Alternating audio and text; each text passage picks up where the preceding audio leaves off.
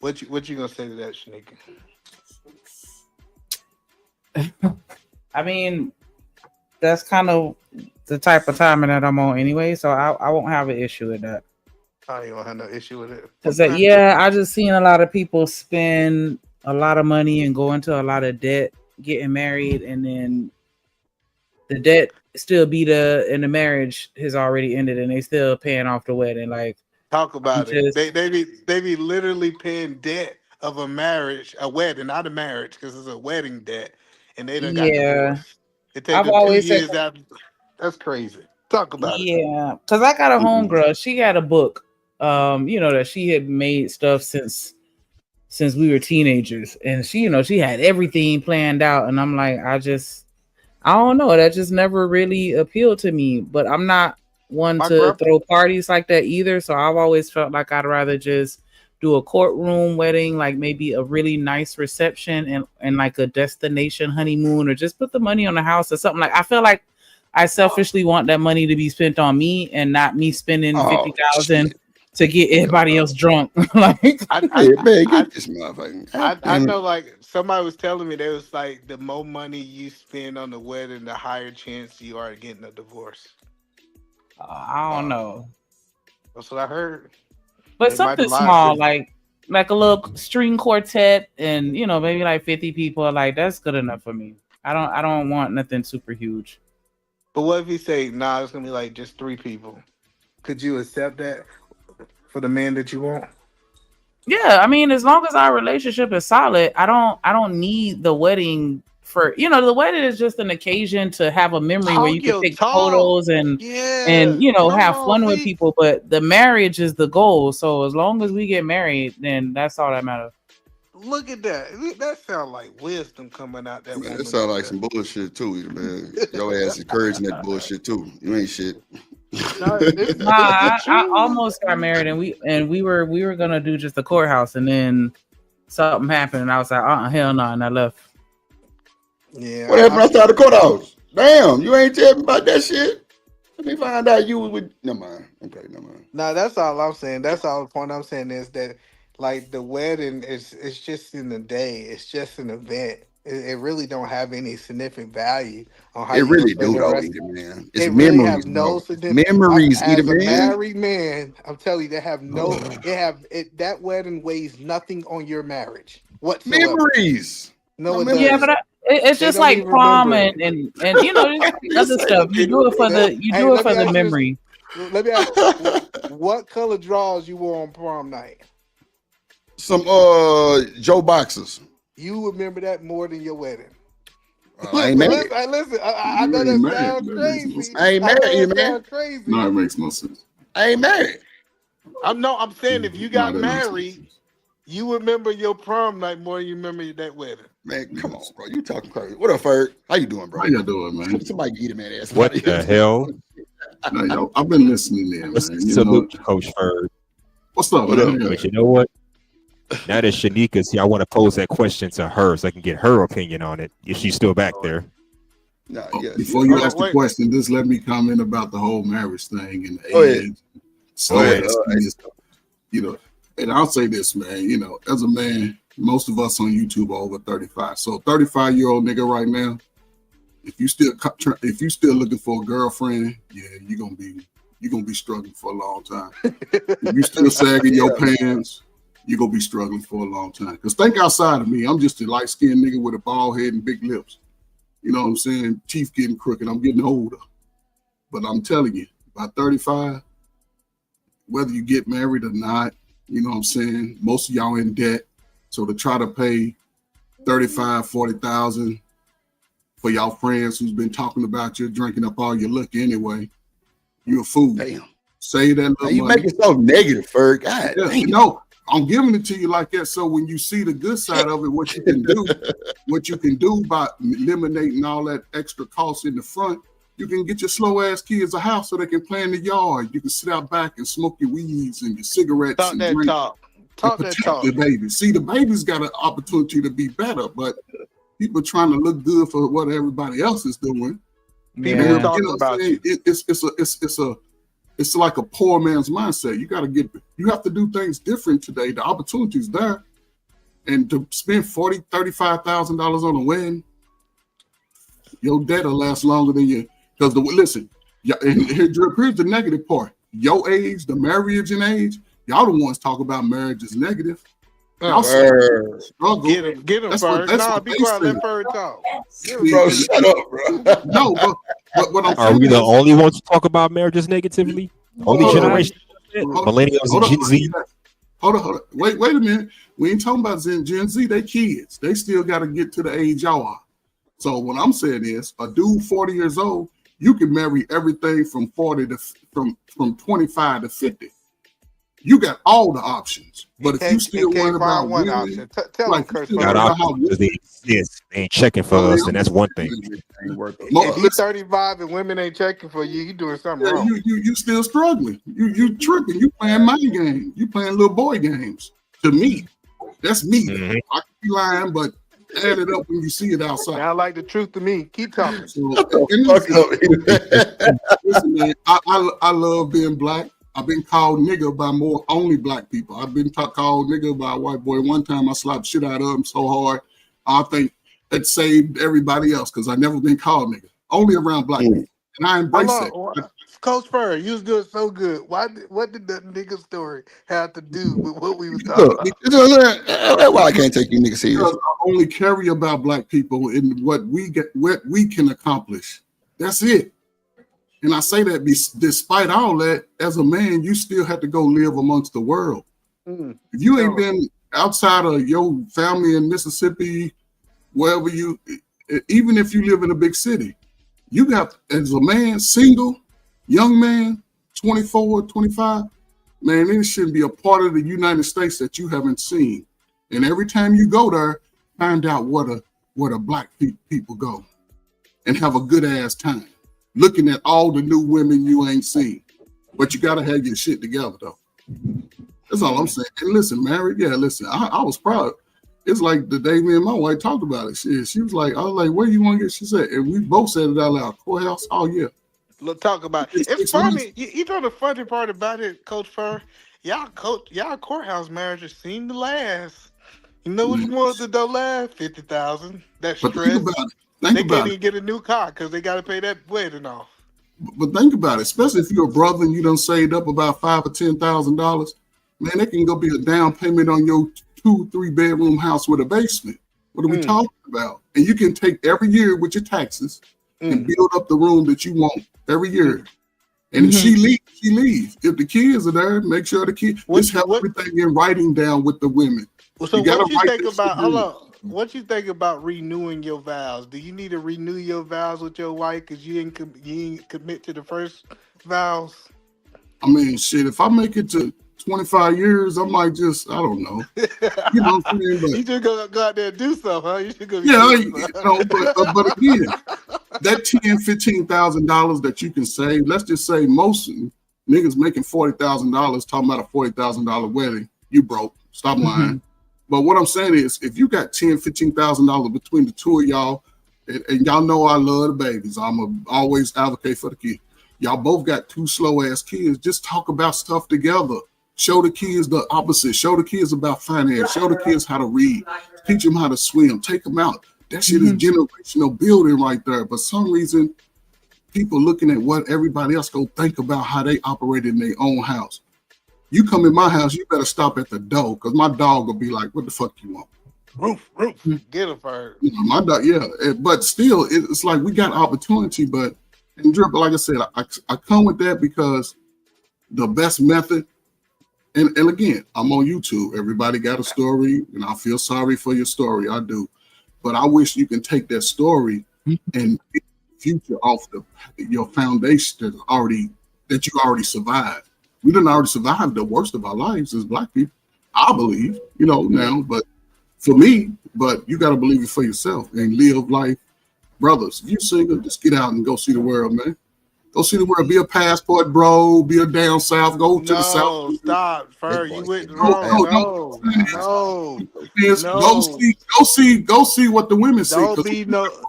Don't be no passport, bro. See, God, listen, this married man was doing so good. No, we gotta cut you off now. I'm not meaning Doing for ladies. so good. He You was talking about ladies, man. You don't do nothing No. for women. no What? men Damn. should not be a passport bro going around the world sleeping with women. No, I They didn't. shouldn't be mean, doing it. I That's just what the use passport bros bro. are doing. Well, I know, but don't be the passport bro behavior. See, you're right. Don't be. Don't do that dope shit. Clean it up, Bert. No, Don't but go that's sleep what I with the meant, women. though. All right. You know what? I was just using YouTube rhetoric. Is all I'm saying. I use the rhetoric that people say.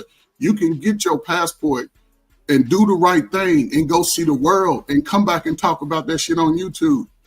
That's real life. A man can't afford to talk about life into his 30s And the and 40s. passport bro's down bad right now. He got No, one beating but up because listen, he couldn't almost get no booty. Listen, he was beating on the woman. He almost didn't every have white boy over $70 21 for you just told the young men to go beat on women. No, I to didn't get say that. $70. That's what you're trying to push. No, that's what you're trying to push. I said I used the rhetoric. Passport bros is what is used on YouTube. I'm telling anybody, you don't go do the passport behavior. No. Why you ain't telling them to get married, Ferg? Well, because if they're not getting married, they can go to the world and see other worldly women too and make a decision. No. Why you not telling Brothers that are claiming the married sisters man? don't want Hold it. on, a man that been successfully married, a man that says that the marriage was the best thing ever happened to him. Why you talk about this YouTube rhetoric? Why you telling these men to find a woman, settle down, and build a family? It worked for you. Why it won't work for these young guys? Because even with the men and the women on both sides, right? Both of them are saying, ain't no good people in my vicinity. People are talking about ain't no good brothers in Florida, but they live in California. There ain't no good brothers in California, but they live in Florida. My thing is this: travel the country, travel the world. There are other women, but But again, there's good women right here. All of us got our wife from here. That's the problem I got with what you said. Your wife is American. My wife is American. Matter of fact, all the people in this space who married, who quote unquote the lucky ones, got their woman in America. So why do we tell them that they need to go halfway across the world? They need to spend $2,000 on a plane ticket for somebody who don't understand their culture, might not even speak their language to find a woman? no, It is millions of women here. No. I gotta go all the way over there, Coach Bird. Come on, man. They ain't no Listen, good advice, Coach Bird. You I'm was doing saying so good. E-man, what I'm saying is this. Hold up. What I'm saying is this. I'm only speaking of the brothers and the sisters. Brothers and sisters are saying they can't find each other. What I'm saying is beautiful black people all over the world.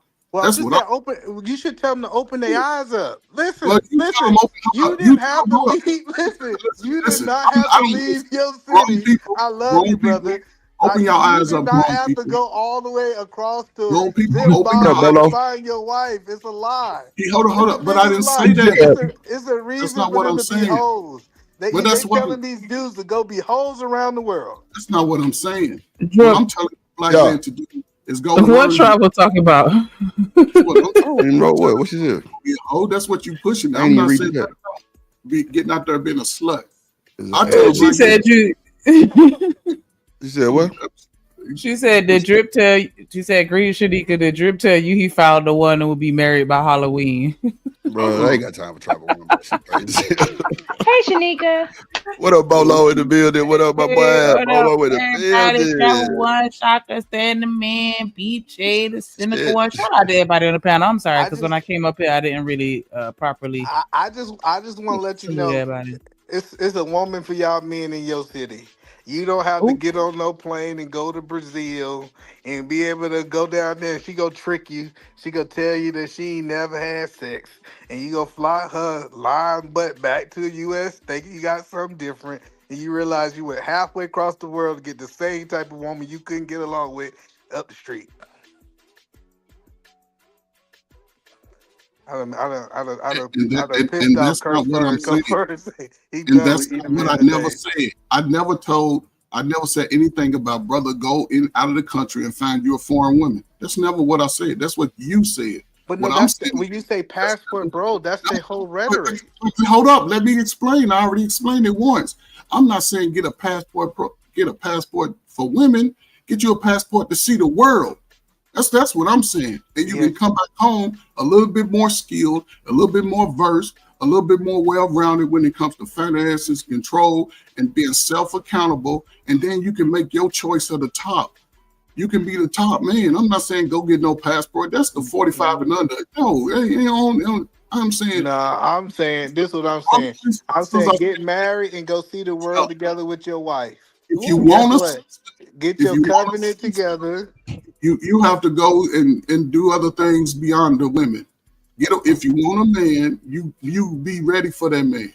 But if you want a sister, y'all got sisters. Y'all grew up around black women. Why is it so hard for y'all? I get it, but this is the best thing for a man, especially if you talk about living in God will, is for that man to get married and to travel the world with his wife. You go over to these countries, they're gonna give you something you ain't never had before. Something they ain't got no disease for. Like this, I get it. If you just telling men to go and see the world, I'm not saying over and have sex or nothing. I never say that. That's what you say. You reference big booties and big. Hello, Mister. Maybe Mister heard so. Hey, Mister, did you hear him referencing women bodies and cute women around the world, or is it just me? I'm tripping, Mister. I never said nothing about their bodies. I never said nothing about sex. You said nothing about booties. No. Yeah, I think I got my man point. What he's saying. Appreciate you. Yeah, I'm listening to him. You funny, bro. You a funny dude. Everybody can do it, man. It just comes in at different times in life. And yeah, that's what you do. So I'm gonna give you the God figure. This is what you do. You get you a woman that's into you and wants you, and you marry that woman. You make that woman into an honest woman, and then y'all go travel the world together. Because you know what? I'm telling y'all, I done travel. See, it's different from people who ain't travel.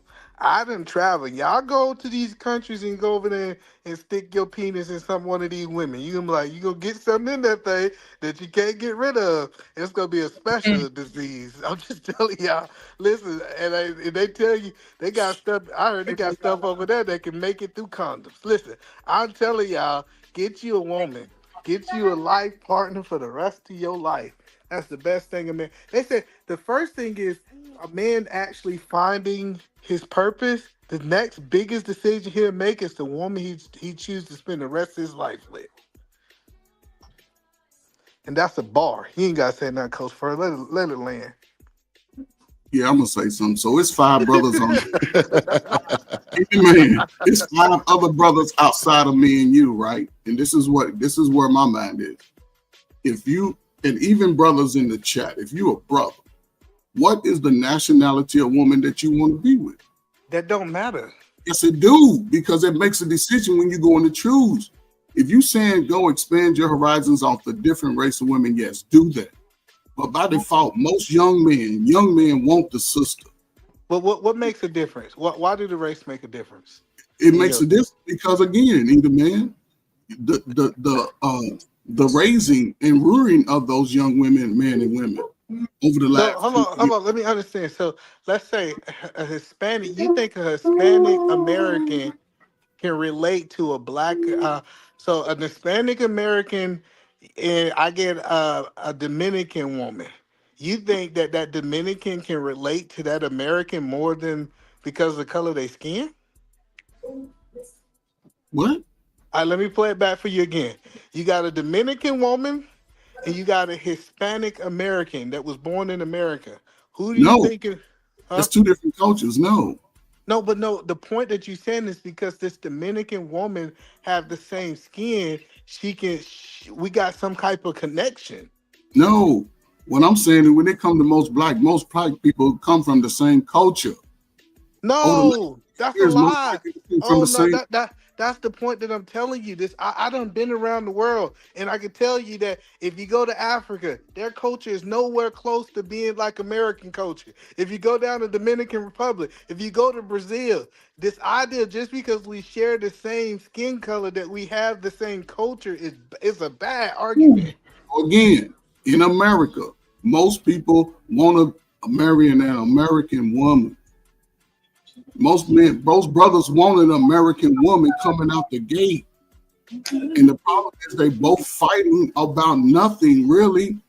instead of this embracing the moment.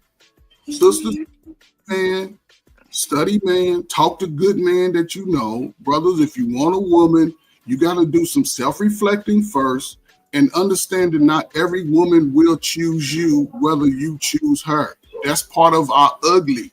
Love your ugly, and then you get physically fit. And then when you want to see something different, you got to put in the work, because remember the reaping. So, hold on. I got some specific questions now. I got you. So, hold on, wait. I got you. So, Coach Fur, what country should Mr. go find his wife in? Oh shit! It can be in California or Florida. Depends on where he lives. He don't have to be out of the country. I'm saying, as a man, you're supposed to explore, and that explore could be a 3-hour drive to the next biggest city. That explore. Oh, I got what you're saying. You saying just don't date the women in your hometown. No, I'm just saying. If I'm from Augusta, I need to go get my woman from Atlanta. I'm not saying don't date. I got you now, man. I got you. See how when dudes mischaracterize stuff. I never said don't date the women in your area. I'm saying if you've been trying to date the women in your area, and it seems nobody can find nobody in their area. But that's not true. See, that's the problem. That whole statement that you've been dating the women in your area, you can't find nobody. So YouTube, listen, all the YouTube single people, all the people. Talk to me now. Why you want to talk to YouTube? I want you to talk to me. I don't want to talk to YouTube. They go out this weekend and find you somebody that you can start kicking it with and make it happen, and y'all can come back and say how y'all getting together. Do that. Well, because that's what they did in the past. See, we didn't believe that you had to go. We didn't believe that you had to go to Timbuktu to find no woman. You know, before the internet, you know what you did? You dated the people that was in your city because that was your options. And y'all started seeing them Instagram models shaking their booty online, and you thought now you supposed to get an Instagram model. No, you qualify for the woman at the Wendy's. That's your woman at the Wendy's. Guess what, Eater Man? The women at the Wendy's and the dude that pulled up at the Wendy's, they ain't going outside to meet each other. They just in the Wendy's, then they trying to do everything on YouTube, typing with their fingers instead of going out there looking at each other sweat under the sun, laughing about some goofy shit. You know what I'm saying? Seeing if he can play basketball. If your man can't play ball, you might have a little scrubbing. But anyway, know what I'm saying? Talk about food. You from Mississippi, right? No, man, you gotta get out there and interact with each other. That's the key, especially a brother that's feeling good. Agree. Listen. You remember some good long hair, man. Please. Listen. Let me tell you, back in the day, I remember back in the day, we would go set up at the movie theater, and we'll try to holler at each one that walked by. I don't know. Some of y'all might not be.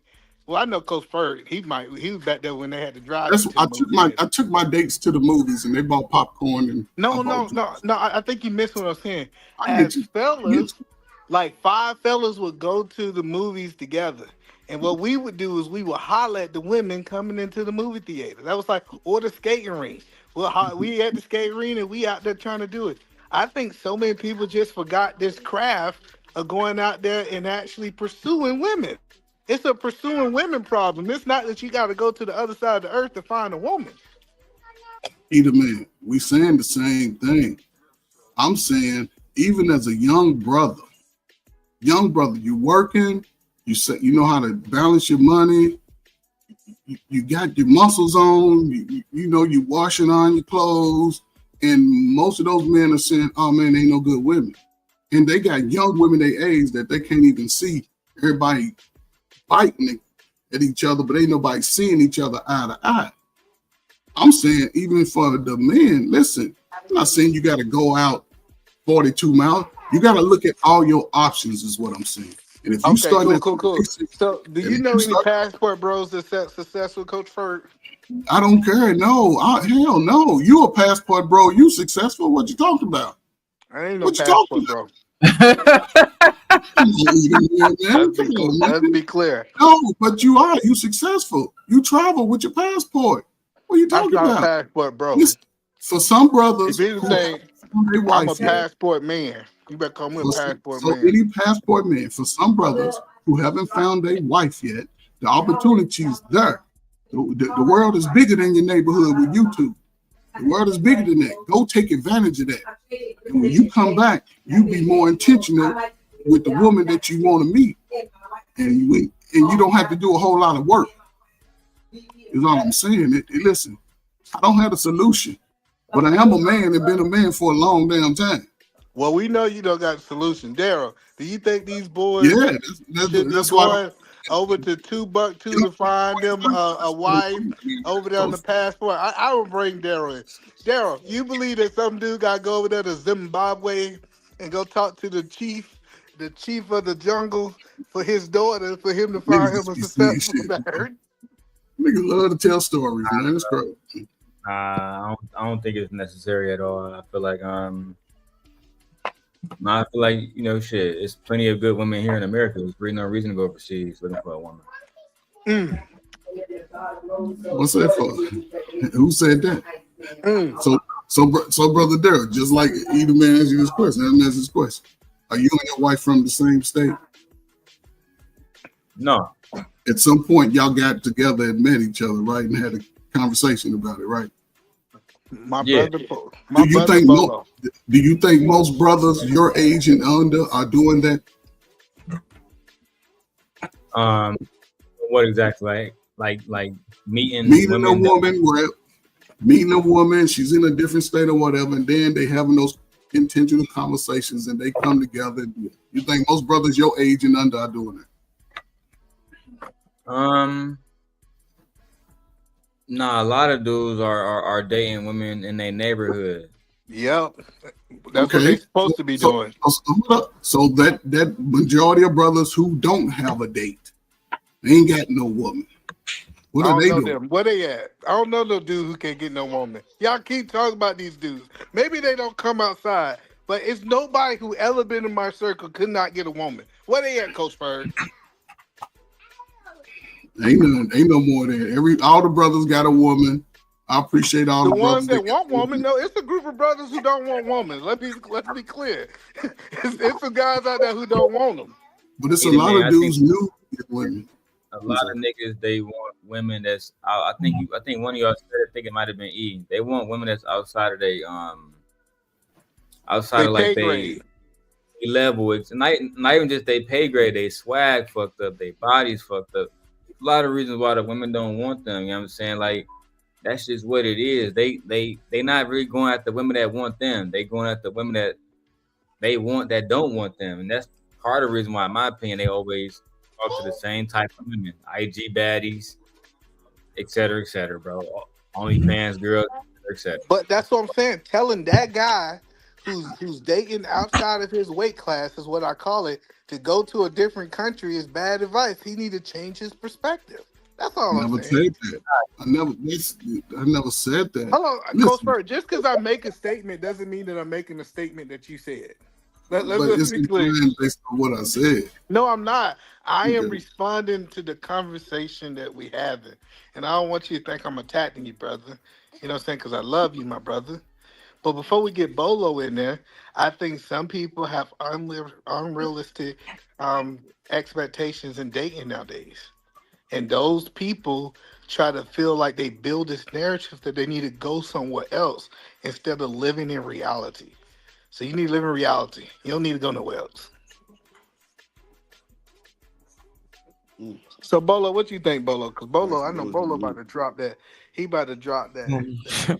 First of all, I'm gonna say blessings to everybody. Thank you for having me. How you doing? Good evening. Bolo. What's going on? I think this conversation is go ahead and say it. Some bullshit. Don't do that. This conversation is a simpleton conversation, man. This is a stupid conversation. Ooh. I told you. This is a stupid conversation, bro.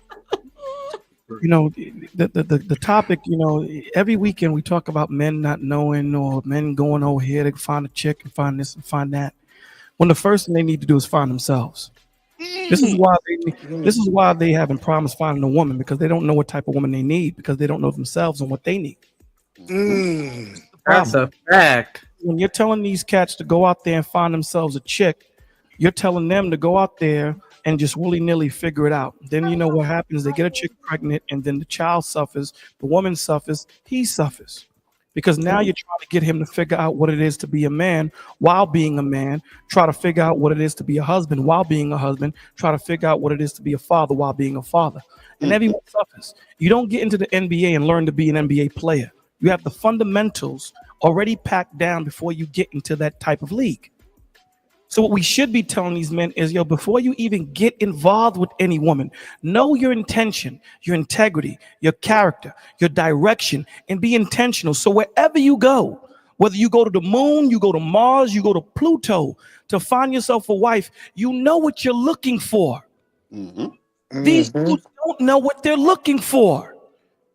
And everybody suffers for it. This is the stupid conversations that we're having. I told you. We need to sit there and say, yo, brother, sit your behind down and stop rushing to be a grown-ass man when mentally you're not.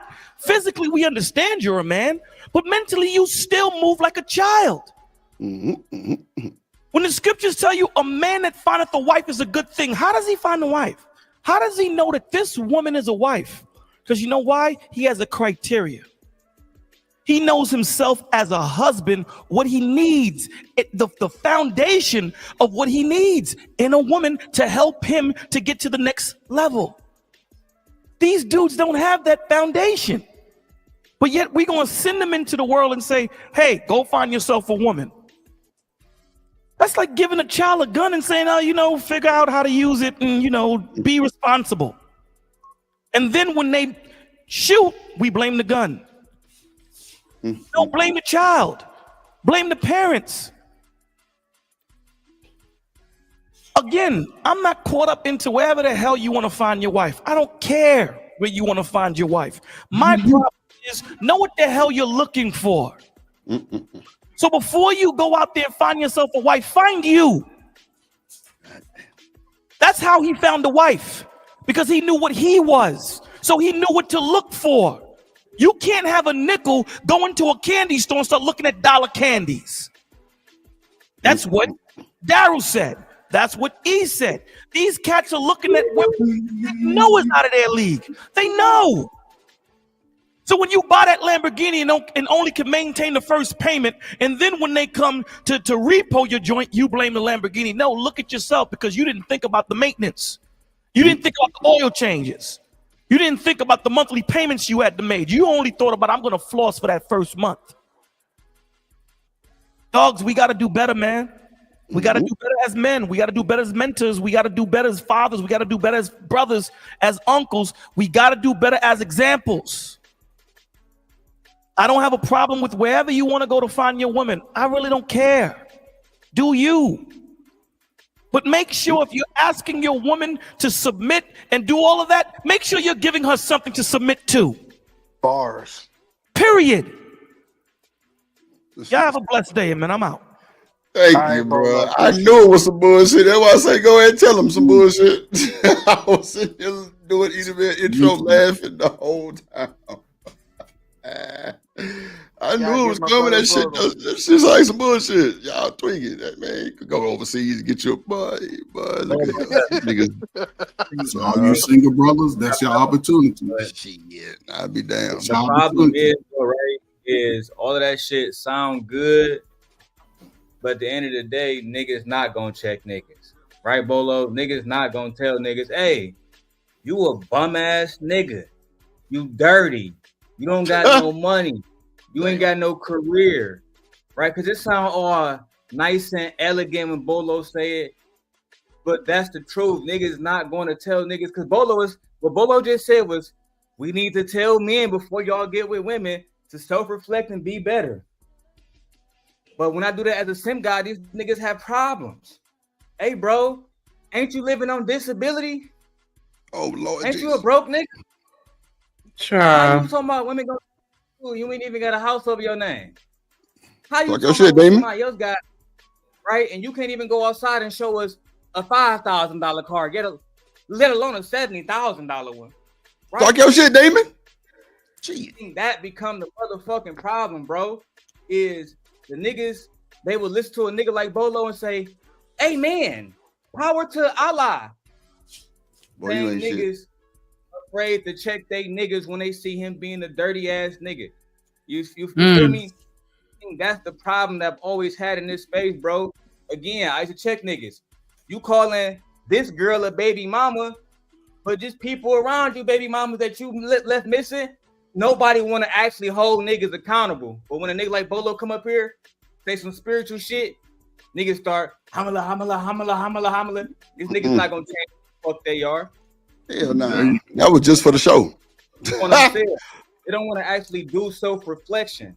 That's why, with all due respect to these niggas, Drip, a lot of these niggas, when I hear them niggas talk outside of a Bolo, especially when they come here talking about advice, when they see manosphere niggas or set niggas, and you pick your poison, right?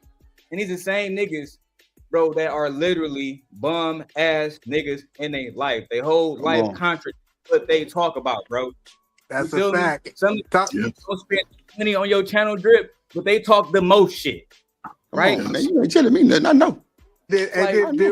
And then with Daryl, when a real dude come in the room, they run. They know the truth is about to come out. Let me say this before I dip up, man. Daryl called me back up here. I was trying to leave, Daryl, but you called me because you 100% on spot. You 100%. We gotta, Bolo, you remember me in my young days when I first started. Absolutely. You was coming to your channel to do the prayer stuff, and you would pray for everybody in the space. Bro, nah, that's real. Dre, I'm talking about some 100. And Dre, I told you a long time ago, the only true Christian in this space is this nigga Bolo TV. I'm trying to tell you. Come on. He ain't never said me no raw deal. I already know. That actually hold me accountable, not trying to embarrass me, not trying to get a clip, not Come trying on, to man. Just to say, hey, young bro, as a black man, we don't want you behaving like that. We want you to be better. And eventually, not only just him and Vaughn Bryant. Those two niggas always in the back of my mind when I'm making Vaughn Bryant, yep. Real talk. You feel me? Vaughn Bryant will call me personally and pray for me. You feel me? Vaughn good dude. I fuck with you. I just think we need a lot of men just to hold me accountable. And me being somebody who has been held accountable by OGs, I see differences in myself versus from what I used to be, bro. You feel me? That's all I really want, bro. That's all I was gonna say. So that's facts, Dean. I fuck with you. Go ahead, Bolo. Here's the thing, man. Most High tells you that a man shall leave his house and cleave unto his wife. He doesn't say that the wife comes to the mom's house or the pop's house and cleave unto the man. You got to have something. And sometimes I understand it's hard. Sometimes, you know, you got to set something up. You have to set something up.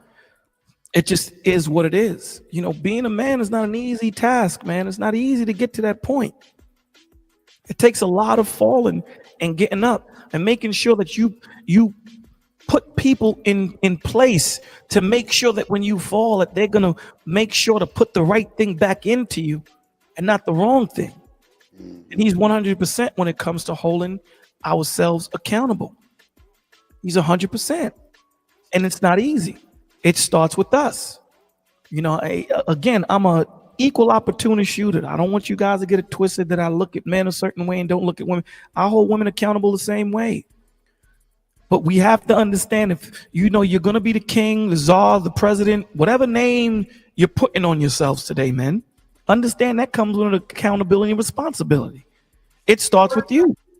God didn't come back until Adam ate the fruit. Period. So it starts with us. Understand that he's giving us a lot of power. This woman is submitting to you, right? This woman is saying, I am choosing to follow you. I'm giving up my life to follow you. The difference. When it comes to obedience, God demands it. When it comes to submission, that's a choice. She picks and chooses who she submits to. What are you giving her to submit to?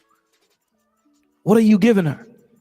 And those of you men that are always fighting, these women don't like to submit. These women don't like to submit. Here's the answer to your question, because I like to deal with the root, not the fruit. Here's the answer, okay? A woman will always submit to Christ-like leadership. That's the answer. There is nothing else besides that. So when you end up with these women that are not good for nothing, you made that choice. We need to be patient enough to say, you know what? This is not the woman for me. So you know what, young lady? I'm going to choose to, we're going to drink this coffee or have this dinner. After this, you have a blessed day. I'm going to continue pushing. And women should do the same. The one thing I can't back. The one thing I could never get back is time. So I'm not going to waste mine. So I'm going to ask you these questions. My intention is to marry. My intention is to do this. So if this is not your intentions, then young lady or young man, move out the way and let someone that has that intentions come in here. Yes. So, Bolo. Yes, sir. I just have a couple questions just based off the religious spectrum of it, right?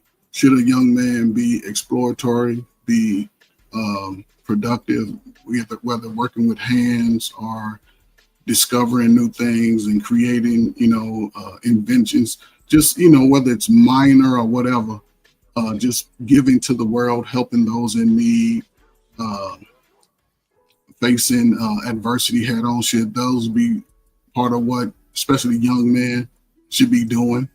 Absolutely.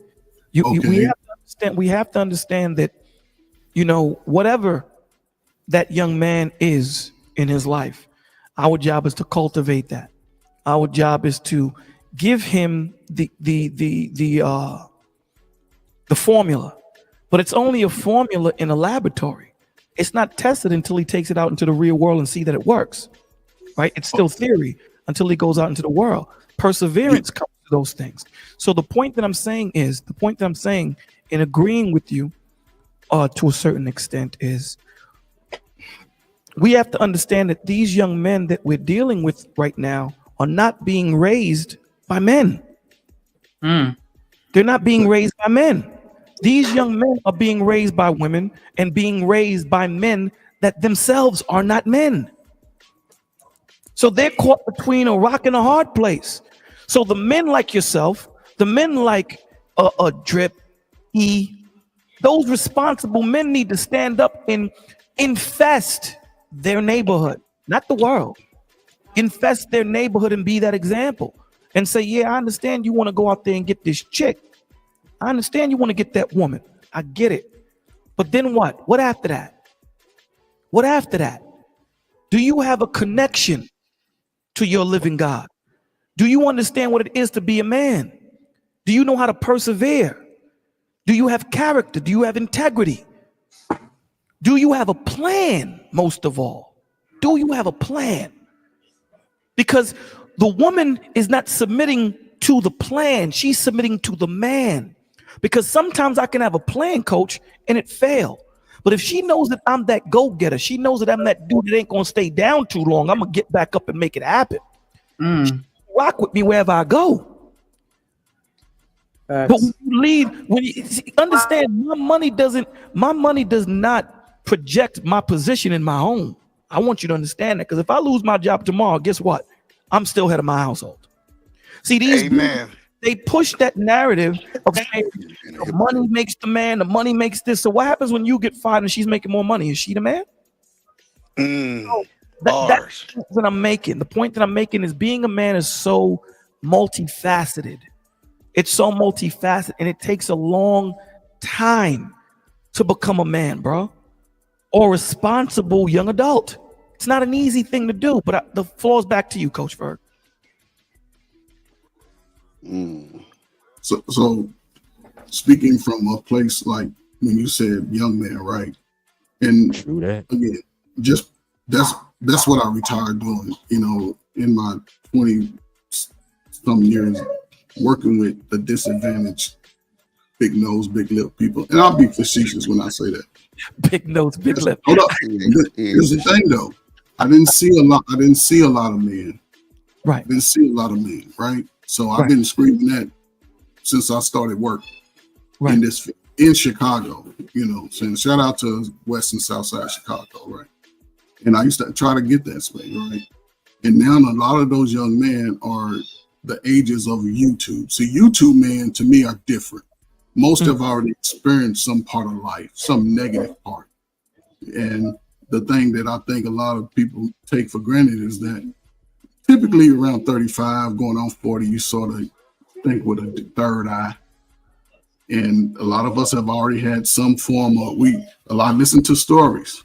Everybody claims some form of trauma coming up, mama issue, daddy issue, some physical things that may have happened to them, emotional trauma, deletions in the family, people that know. A lot of that is coming to this adult space. And when I speak from, listen, for me, when I say a world, I'm a military guy. When I saw the world and came back to America, I said I would never be a nigga again. I'm gonna be a man to the world. That's what I mean by this. Thank you for your service. It wasn't about looking for women. I'm not saying go for the world forward. Go and see how the world operates as a man. Go over to the place where they said our cousin walked. Go over to those places, explore. But see that here's the problem with that. But going by what? Listen. Here's what's happening. Here's what I'm hearing for the people. Right? Mm-hmm. People are saying that they don't want. Everybody got an issue with that 25 to 45 dating age. Yes. You tried your house, you tried your neighborhood, you tried all these things that are close to you. But you didn't look in the mirror, though. That's the point. That you didn't hear what I said, though, Coach. Sometimes explore. Listen, a lot of guys go to the military to find themselves. So I'm just saying, in that regards, you got all this part of going to find yourself, discovering who you are, accepting your uglies about yourself, getting the people who can say, hey, you can overcome it despite daddy not being there, mama not being there. Let's talk about accountability. Are you being accountable for yourself as a man? Are you having integrity for a man? Are you have a vision for yourself? Do you have a positive expression about your anger? We all get angry. Do you crash out when somebody make you angry? A woman talk to you. You got family members, they talk to you. So it's all a comment of who you are. Do you have respect? Can I say this, Coach? Let me say this, E. I'm sorry for cutting. You see what Daryl said? Let me explain something. There's been plenty of times that when Daryl first came to YouTube that I encountered him, that he was off the chain. That nigga still off the chain. So. You just aged yourself with that phrase, Bolo. Off the chain? I ain't heard that one in a minute. I'm old school. Yeah. Off the chain. That took me back. Now, to what Daryl said, right? It would have been easy to clip Daryl. It would have been easy to try and check him on stage. That's not who I am as a man. My thing was to anybody, and I've said this to JP, my dude, here's my number. It's in the background. Holler at me and we'll talk offline. I don't want to talk to you online because people parade you around like a monkey and that's how you act. I don't want to do that. You dig what I'm saying? Let's talk as men outside where we can be candid and real and truthful. You dig what I'm saying? So at the end of the day, these are the things that we need to look for. I'm not against, again, let me make my position clear. I'm not against the man going to the moon to find his wife.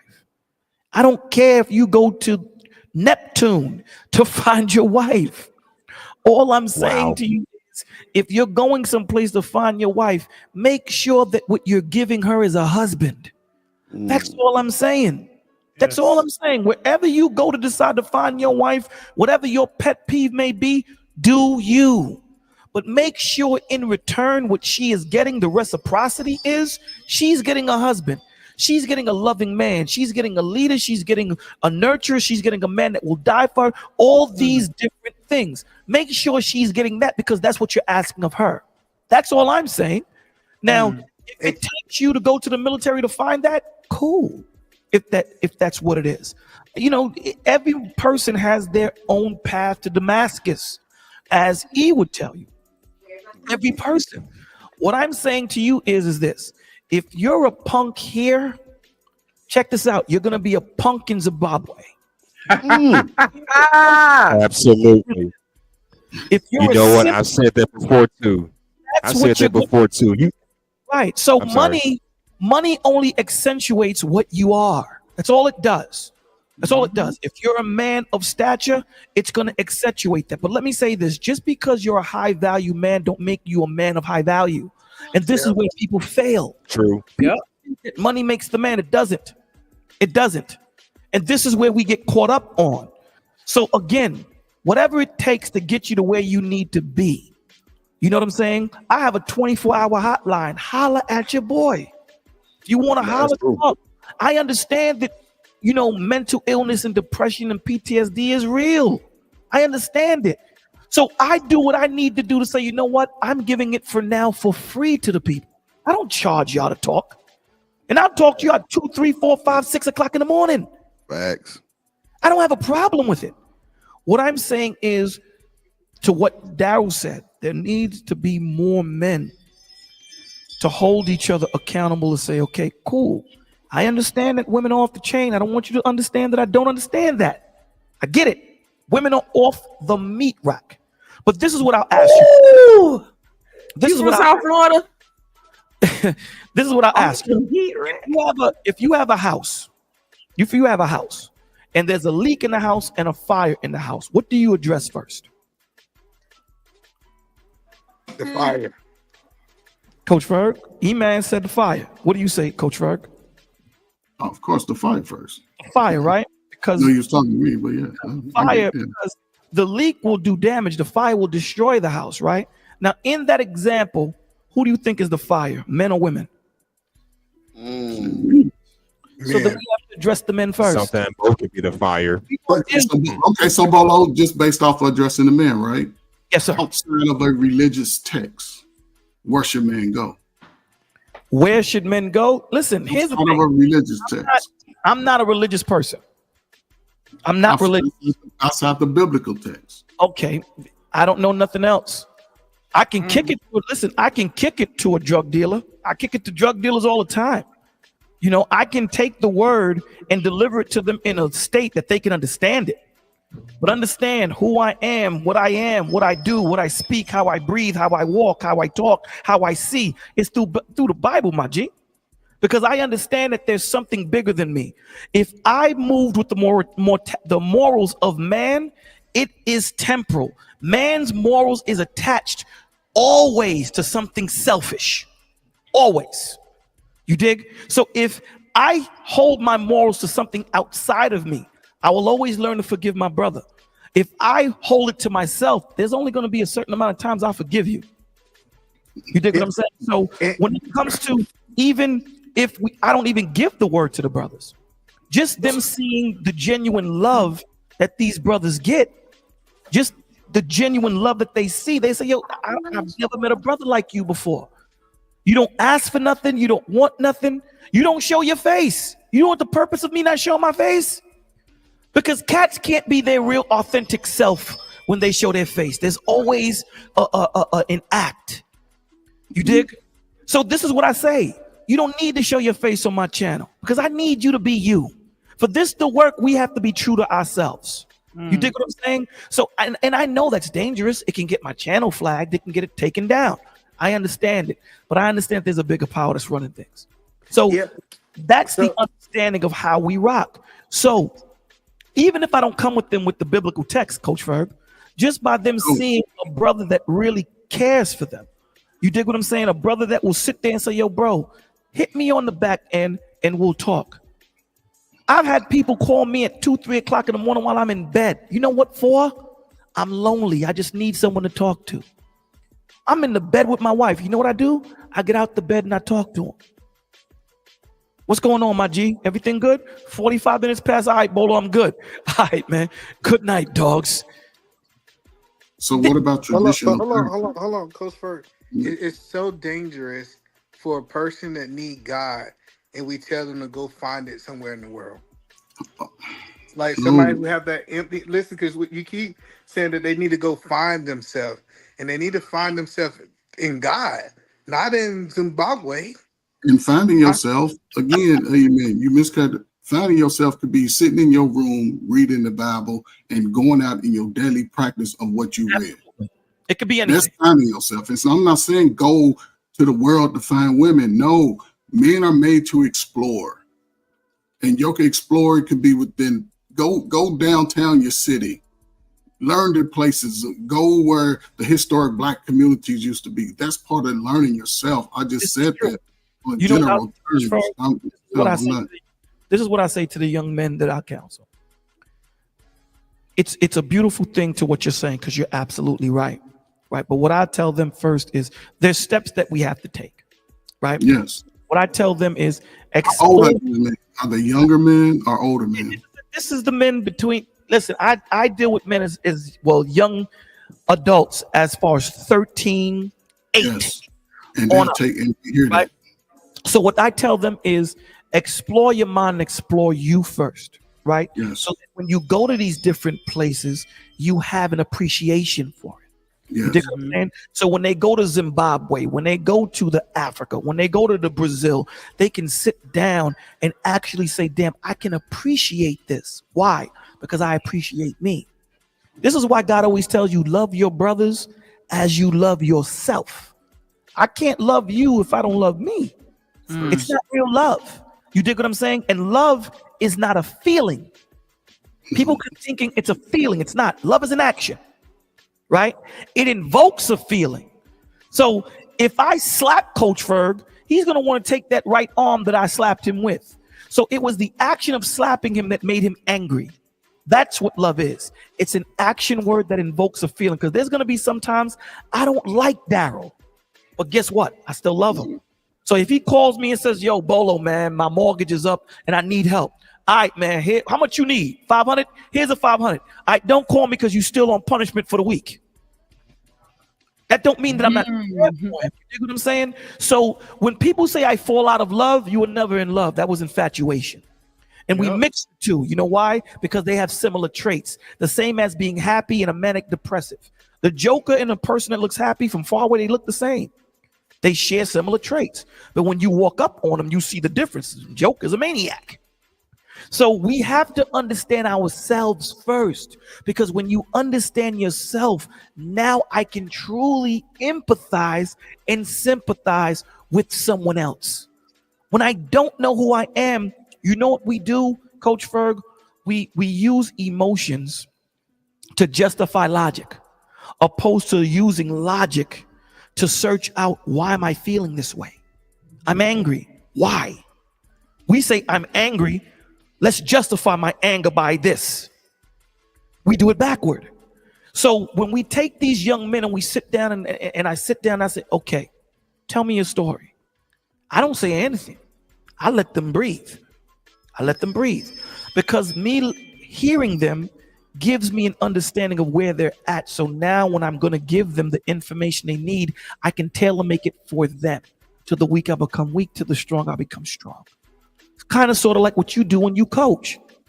When you're going to deliver certain messages, you can't deliver the message the same way to everybody, because some people learn differently. So you tailor make it for that man or that woman. That's what I do. So I agree with you. Sometimes they have to go out to appreciate. Yes, sir. You know, you're speaking to especially young men, you know what I'm saying? Everything you're saying is 1,000% of what the approach. I agree. I have to do it 2 or 3 times, and I love seeing that growth based off once they start self-reflecting as young men. Okay, now we're gonna bring it to YouTube space, right? Yeah. And everything you said, I would appreciate if everybody that listened to it wrote it down, right? Yes. Then go out and apply it. And then when you come back to these spaces, you can talk about the changes that you're seeing in your life instead of looking at it. There's nothing that's going to work. Well, you know that. This is what I do. Different age group is all I'm saying. That different age group could do it. But even with the men, Coach Ferg, even with the men, you know what my response to them? Because with the men, because they think they know, you got to be a little bit more cerebral, a little bit more strategic. And my response to my question to them is, since you know, how has it been working for you? How has it been working, my G? And when they say it hasn't been working, then I say, okay, so are you ready to try a different route? So here's the thing. You can lie to me all day, and that's cool. I'll take that. The one person you can't lie to is yourself. At the end of the day, you're going to find yourself by yourself. At the end of the day, when you got that banging shorty next to you, you know she's only there because you got bread for now. You know it. You know you an ugly dude. You know you ain't worth it. You know that if you ain't have that 6 figures, you know she would not be here. As soon as she finds somebody that has more than you, you know she out. You know that. You know it. My job is to get you to get to that realization. And when you get to that, now we can cook. Now we can cook. When you can say, you know what? You 100% correct. Now we can deal. Until that, we just spitballing. Yeah, and I just think that listening to both of you guys, and I think Coach Ferg might not understand too much on like why I was pushing back on what he was saying so much, is because I didn't have a lot of conversation with people under 25 in this state, and they can't even pay their rent. They can't even think about, they're living paycheck to paycheck. So just telling them to travel the world and go figure it out might not be the answer for majority of these guys, right? So I get it. I get what people are trying to say. I just wanted people to understand that just saying that blanket statement, especially with people who are paycheck to paycheck, is actually bad advice. They need to save up so they can be the man that they need to be to have some substance for a woman, regardless if it was overseas or here. And so that's just why I was pushing back on it. Still love you, Coach Ferg. No, I agree. I agree, man. Listen. Let me say this to what E said. I agree. I agree. But my woman don't make me happy, dog. I need you to understand that. I'm already a happy dude. My woman adds to my happiness. Let's understand that. See, people, here's the problem with people, right? And I try to use this example, then I'll give it to you, Coach Ferg. People today are like reptiles, right? Reptiles cannot control their blood, right? They're the heat. They're cold-blooded animals. So what do? They get on top of a rock, the sun heats them up, and then they just dip set and go wherever they go, right? They're not warm-blooded mammals. And a lot of the times what people are doing is they're looking to search for someone to bring them happiness, to bring them substance, to bring them something other than what they give themselves. You know what I'm saying? And we call that trauma bonding, right? We call that trauma bonding. You know, my wife, I'm happy with my wife or without her. I'm happier with her. But understand, I am who I am with or without her. And that's the importance of it. Finding who you are so that you know what you need. You know what you need this woman to provide to you. And that's the problem that we're seeing. Cats are freestyling. They don't have a plan. They don't have a direction. So they'll just grab any woman. And when this woman don't add to what he needs and she's not what he wants, unfortunately, there might be a child or two. And he leaves. He moves to the next woman. And it's the same thing. It's just rinse and repeat. So what we're trying to tell him is slow up, slow down, my G. What is your aspirations? What do you want to do? Okay, now what does it take to get there? Okay, so now we need to chill. A woman shouldn't be in your plan right now until you get 80% to that point of where you need to be. At least the foundation is laid so that she can see it. You dig what I'm saying? Because at the end of the day, women are who they are. We can't change it. We can't change who they are. They want to be protected. They want to be such and such. Now, I don't believe that a woman should be home and taken care of like she's a child. Unless you're making that much money and you can do it. It's not scriptorial where a woman is supposed to be home and not work. The Proverbs 31 woman, she worked. Period. She did. But if you make enough money where she can stay home, then it is what it is. Whatever works for you guys works for you guys. But the point of the matter is you have to have a plan. You have to have a direction. You have to have intentionality. And that's what a lot of us as men don't have. So, brother, do you think most men 45 and under are happy with who they are? I'll say my age. I'll say 57 and under. I just put my age. You think most men 57 and under are happy with who they are? I think they accept who they are. But they're not happy. I think they accept who they are. They figure at 57, they figure 57 is too late. You know, a lot of people think at 57 that you can't start over. You know, so I figure at 57 with the men that I've counseled. Now again, I haven't counseled the planet, so I can only go by who I've counseled. The men that I've counseled at 57 or in their, I'd say 53 and up, they accept where they are in that moment. Okay. So let's go And to the then I 45 think- and let's think break when it comes down. to the younger guys, when we too happy who we are, we're called arrogant. We're called too confident. Or We're called complacent, lazy. But again, heard it that's all. not a majority of y'all, though. That's what I'm saying. It's not a majority. I'm trying to get the majority of men age 13 to 45 in your strongest years of your life to Right. take over the world. And it's Gotcha. going to start with you backing up. I remember, See, E-Man, you miss some things I say. That's why I'm saying a young man single and you still looking for a girlfriend, you lagging behind. If you still playing little boy games, and I'm not saying playing video games, but if you still running around lying to yourself, lying to everybody, spending up all your money, not taking care of your responsibilities, you lagging behind. Only thing I'm saying is, you're right. Thank you, Bolo, for breaking it down in a sense to where it can soothe the emotions. In what I was saying, I appreciate that. What I'm saying is right now, the brother don't have time to play. I If agree. you in your 30s, you can get ahead of your life within the next 4 years. The America that you know, handout welfare America is going to be changing in the next 4 to 8 years. You're right. People are coming here to America with when the Olympics get here with money. And if you ain't solidifying your workspace, your career space, your little house, like I said, your little space, then you may be pushed out. We are people of color. Ain't nobody gonna look to save us. You have to save yourself as a man. And if it takes going to talk to a religious text, talking to brothers like Bolo, talking to brothers like you who are trying to be better and actually going out and living it. It may not be in the neighborhood that you live in. It may be 2 neighborhoods over. You can't be looking at everybody else like, oh, I don't know them. They enemies. No. I got you. Hold on, no, but what do you mean by we going to be pushed out? Meaning that America is going through a change we never saw. Never saw. They cutting back all the free handout. Meaning you're going to have to go work somewhere or create. Not everybody can do YouTube. We have saw this in America before.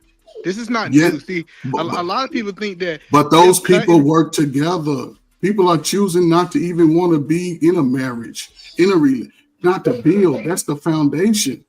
People are saying. No. I think that I was gonna say I think that we need to stop trying to deviate from the scripture because we're always trying to say, well, where can we find ourselves and how can we grow and do all of this without doing it in the church? And that's the only place that, in my personal anecdotal opinion, where that happens, because I've yet to meet a person that had all the answers, did all the right things and was everything that they needed to be and didn't have that foundational structure and that relationship with God in order to get to that level. And if we keep trying to steer everyone away from the church, I think that that's one of the main reasons why we are where we at right now, because back in the days, I was in church every day and our pastors were holding us to a standard.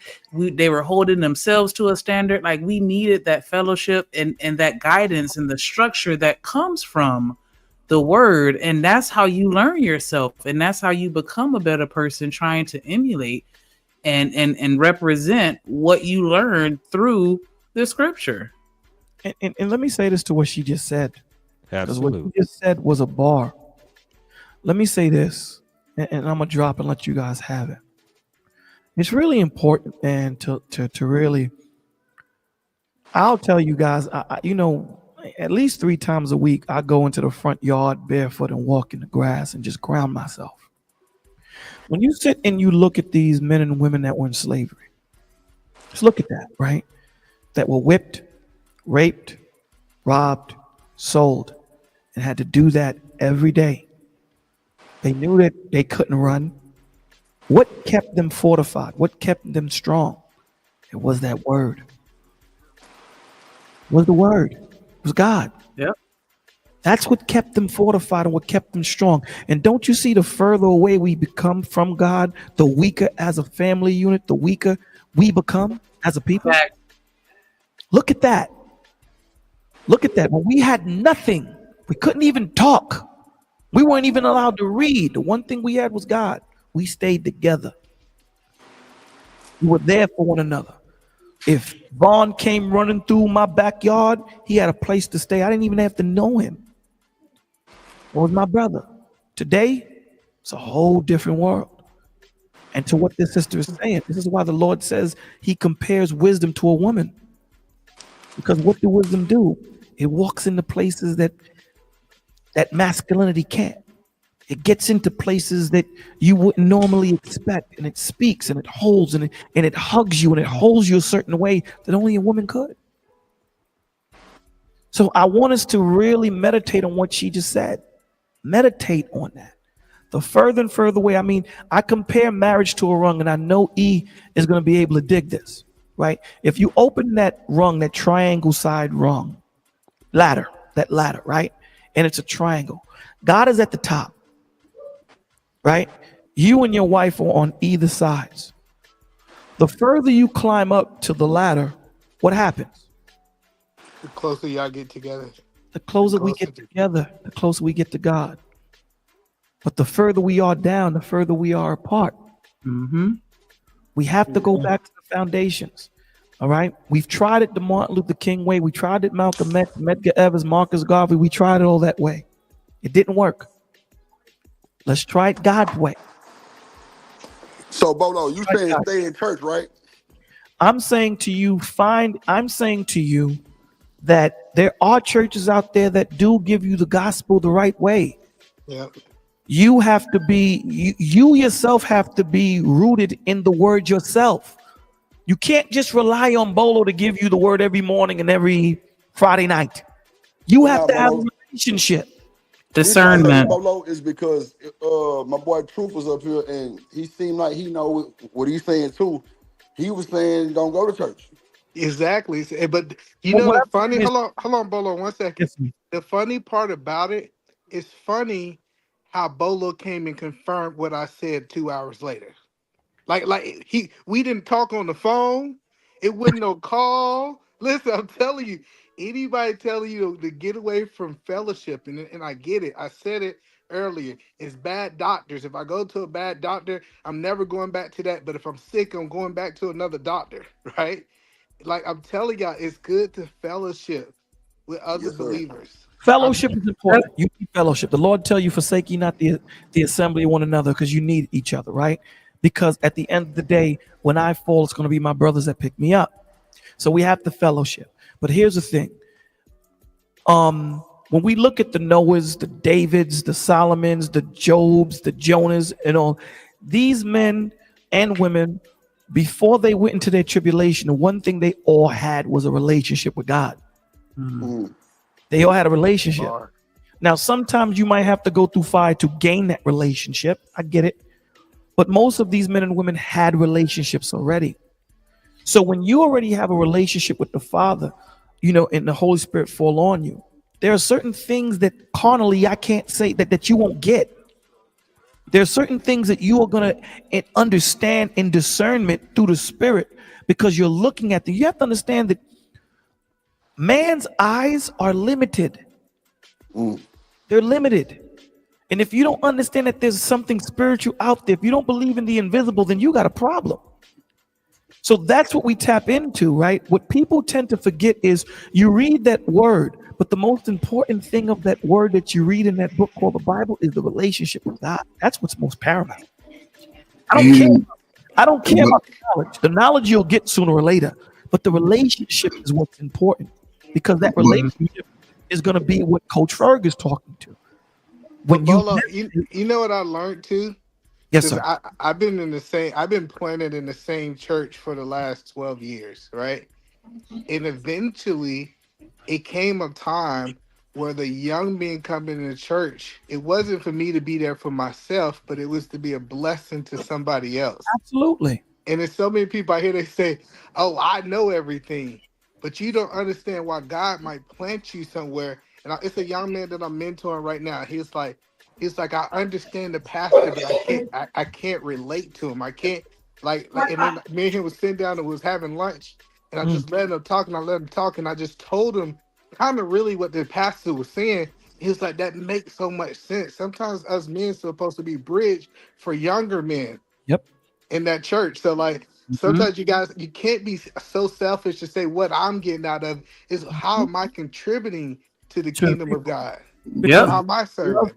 Love is, you know, we have to understand this too, that this is the one thing I tell brothers, and they fought with me to a certain extent when I said, you have to understand that a woman will never love you as much as you love her. It's not meant to be. Why is that? They'll say, why is that? Can a child love their mother more than the mother loves them? No, because her life, if need be, she has to sacrifice it. It's the same for the men. It doesn't mean that she loves you less. It's just the way it's wired up. Our job, if need be, is to sacrifice our life the same way Christ did for us. I cannot ever love Christ more than he loves me. Never. Correct. So that being said, to what E just said, my life ain't mine. My life is for my brothers and my sisters. Love is not about me. Love is about you. Right? So this is where selfishness comes in. Because if I'm married, my life is supposed to be about worrying about my wife, making sure she's good. She's supposed to be worrying about me, making sure I'm good. So there's never a time I'm worried about myself. And that strengthens our relationship. Because when I start to worry about myself, that means that something is lacking on that front. Now I got to worry about me. That's where that selfishness comes in. Now I got to pull back. My job as the king is to worry about the kingdom. My wife's job as queen is to worry about the king. And this is what we're supposed to do. So to what Coach Ferg is saying, to what E is saying, to what Daryl said, to what all of you brothers are saying, we are not here for ourselves. We are here for one another. We are here to sacrifice our lives for each other, because every lesson that Coach Ferg learns may not be for him. It may be for him to go through so that he can be that light to that man that needs to understand. But you know what? That man was too weak at the moment. So Coach Ferg had to go through it so that he can be that light and that strength to that young man to guide him. That's how God works. That's how he works. So I'm sorry I took up most of your time, man. I love you all. I just had one more question though. Yes, based on where you're an Edom man and everything, what you're saying, right? Don't you think that text, that biblical text, always references a man to do something other than himself? What you just said, outside of himself, whether it's every great figure that I recognize in the Bible, they were doing something greater than themselves. Even if they didn't know what it was, as long as they were doing something, then God came into them and allowed them to see the vision at some point. But they were doing something greater than themselves. Yes. That's all I'm saying. Do something great. You're absolutely 100% correct. Every man, when you look at the word, I'll use Joseph as an example, right? Joseph had a dream. Dude had a vision, and he told his father, hey, guess what? My other 11 brothers, they're going to bow down to me one day. And his father said, don't say nothing. I don't want the other brothers to hear, but it was too late. They heard. So one day they walking, and he's a teenager. They sold him to slavery, to the Egyptians. Here it is, a man that can't speak Egyptian. They sold him to Egypt as a slave. They really wanted to kill him, but one brother convinced the other 10 to sell him in a second. But the other 10, they really wanted to kill him. Right. So then on top of that, a woman accuses him of sleeping with her when he didn't, because he was that good looking, right? So his vision allowed him to become second in command. Long story short, second in command to the Pharaoh. Now, for years, he lived in Egypt, so he looks like an Egyptian. So when his brothers come, long story short, he revealed himself to his brothers. They were scared, like he's going to get vengeance on us. And he said, check this out. What you meant for evil, God meant for good. If God always speaks to the finished product. He always does.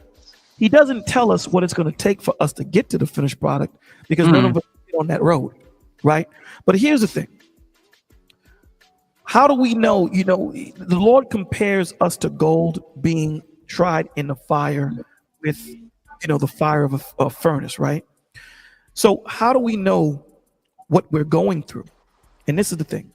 When you have a blacksmith, when he has that gold or silver and he has it in the fire, he has it in the hottest of fires. And he has to keep a keen eye on that gold or that silver so that it doesn't burn or that he doesn't take it out of the fire too early. Why? Because it will still be impregnated with the impurities. So when does that blacksmith take that gold or silver out? When he sees his reflection in it. So when will we be taken out of this furnace of affliction? When will we be refined? When God sees his reflection in us. So until then, we are going to be going through this tampering, this growth that we have to get to, right? You know, the Lord is never going to give us a finished woman. Then what's the purpose? What's the purpose of me having a finished woman? How do I go with her? How do I understand her? How do we finished woman? A finished woman meaning she's already there. She's already perfect. She's already this. He's never going to give me that. The same way the Lord is never going to give a woman a finished man. Right? We get but there. Here's the thing I've noticed. I don't mean to cut you. Here's the thing I've noticed. Yes, women are going to come to men kind of unfinished. But one thing I've noticed is that women have all these problems, mental, physical, psychological issues. But they expect the man to just come to the rescue and play Captain Saver. You know what? Save them from their problems. It's not something a man's supposed to do. Last I checked. But here's the point. Go ahead. But that's the point. The Lord is not going to give us a finished man or a finished woman, right? Because if that's the purpose, there is no perfect man or perfect woman out there. You make them perfect for you. You grow with them. You understand them. And this is for men and women. So whatever flaws you may have, we go through it. We go through it together. We figure it out together. We understand it together. No one is finished. So we have to understand everybody has a past. Everyone has a past. You dig what I'm saying? So we have to understand that in Christ, you're a new creature. So if I'm a hold hustler to his past, Christ is going to hold me to my past. That's how Christ works. That's why he says, judge not lest ye be judged. What does that mean? Don't hold them to a certain standard that you're not going to hold yourself to. Yep. So when we do this to each other as men and we do this to our sisters, understand the Father's taking a note to all these different things. He's taking a note. Now, again, I'm not telling you to end up with the worst woman or end up with the worst man. I'm telling you that at the end of the day, Lamborghini don't advertise to everybody. There's a specific type of demographic of people that they advertise to. My job is not to advertise myself to every woman. I advertise myself to a certain specific woman that I need. Because when you try to get everybody, you wind up getting nobody. Go out there and find your woman. First, find yourself. Know who you are. Understand your trajectory. Understand your relationship with God. And then go out there and find yourself your queen. And hustle, that it goes back to what we said earlier. If you got a whole bunch of women around you that need to be fixed or they're broken, we might have to, as men, look into the mirror and see where I'm at in life. Why do I only draw these type of women to me? And I think a lot of guys don't want to do self-reflection. A lot of guys don't want to look in the mirror and say, why? Because like when people say that all these type of women are drawn to me, I say, that wasn't my experience. So what makes me different from them? And it happens to be who they are, how they see themselves and their self-image. A lot of men don't know how to do it. A lot of them don't know how to do it. A lot of men, and I think that's what a catch-22 is for men. They don't know what it's like to have camaraderie with men like that. They've been influenced by the people around them the most of their lives. It takes a deeper dive. It takes a man to really be intentional about the direction he wants his life to go. And that's the hard part. But that's when a lot of men's ego come into play. I've been to several sort of. It's I don't know. I don't know, man. It's all racism, man, and it's sort of like what is it called? Man, I forget the name. It'll come to me, but, like a conclave. yeah, something like that. And it takes you to do some self-reflection. And I'm just speaking from a YouTube space. Listen, people drop gems all the time, and I think the spaces are great area right now. I think men are doing a better job, even regardless of how they're speaking out their mouth. I do think a lot of younger men are doing a better job of learning who they are. I think 40-year-old. Let me tell you something. Y'all niggas is old too. Don't get it twisted. Well, no, Yeah, everything. hold on, I'm trying to young understand people, what sir. I'm trying to understand what you're saying. So you believe men in 2025 Yes. are better finding out who they are than men in the 90s? Most of the young, I would say it depends on the age. Most young men who are 40 years old today, they were kids in the 90s. They came up with a lot of destruction. They seen the community fall apart right in front of their eyes. Now they are adults, and most of them are talking about life from what they went through and are afraid to really take a step forward because it goes back to what I said. When you're really intentional about your own life as a man, you would say, hold up, let me look at everything about me, from your standing in your apartment, your room. If it's messy, clean it up. If it's dirty, clean it up. It takes so much, and it's a lot of nuances that people try to skip over that gets them caught up. I get that part. I'm trying to say, you think that if you looked at the men today, they're at one age. So if I take men at 30 in 2005 and men at 30 at 2025, you think they're doing better today than they were 20 years ago? No. Okay. Because I misunderstood what you were saying there, because that's what it sounded like you were saying. No, because men today, guess what? They complaining about the one thing that by default they should be able to get the most is a good woman. Yes, good women don't just stand out waving flags. They're the ones who stand in the back. They don't want the limelight. And most men are not willing to put on their righteous hat and walk in those shadows, because it takes discipline.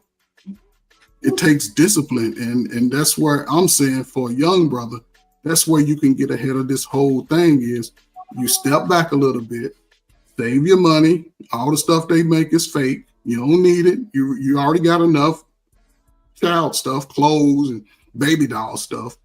Reflect on yourself. Talk to people who are at least have a mindset of what you're looking for. Go ahead, Shanika. I just shout out to Kasim in the building. What up, Chalk? Glad to have you on the panel. I just want to say, in response to H&M, like, I feel like, and Truth said it in the comments, and I say that a lot, like, it's levels to this. And I think that perception is definitely important, because when it comes to women, yeah, you're going to have some women. We all have problems. Like Bolo said, we all have a past. We all are going to need, we're not going to come to you whole and already ready, right? But I think that, we have to use discernment with determining who's really for you and who's not, because a woman is still that like is for you, is still going to want some type of value to come from that relationship, because you should be helping each other grow to a sense where both of y'all should be able to say, like, my partner made me a better person. We grew together and I'm better as a result of this relationship. And so when I come, I'm not saying that I want you to fix me. I'm just acknowledging the fact that I am flawed. And I feel like if you and I are yin and yang, if we're really, locked in, we can help each other identify our strengths and weaknesses and build on that so that we can be better together as a unit.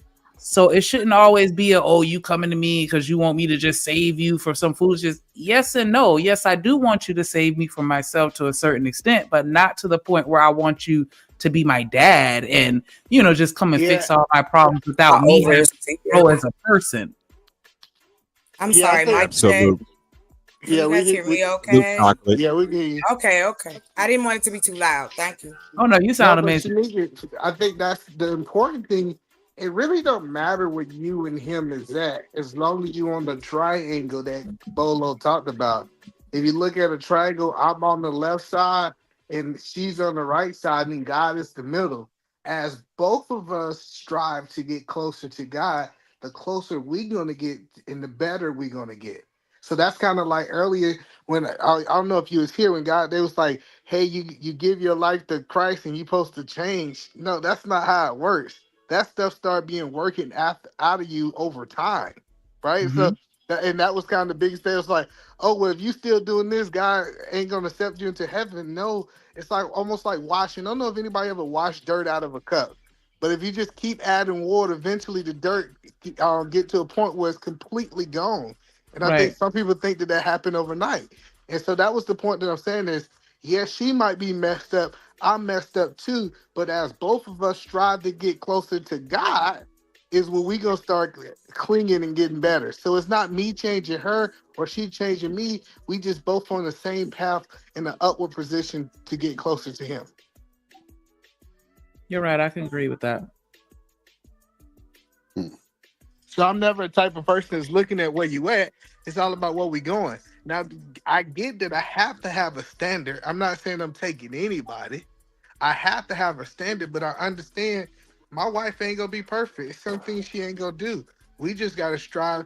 Like every day I ask myself, am I a better husband than I was yesterday? Am I closer to God today than I was yesterday? And I think if you continue to just strive for better, you're never gonna be perfect, but you will be better. If you look back on your life 5 or 6 years, I'm glad I'm not that guy no more from 5 years ago. Either man, do you think most guys in 2025 are bad guys? Georgia. Also ATL. Also ATL. Let's go. Let me drop down. I'll be right back. Hey, what happened now? I wonder who's gonna hit the league next. How y'all doing? Yeah. What's good? What's good, Chocolate? What up? What up? I'm sorry, y'all. Let me just say, I took a nap. I haven't worked. When I was swearing, y'all, I was hit the link. I was coming up. I talked to y'all a little bit. I was like, I'm gonna go back up.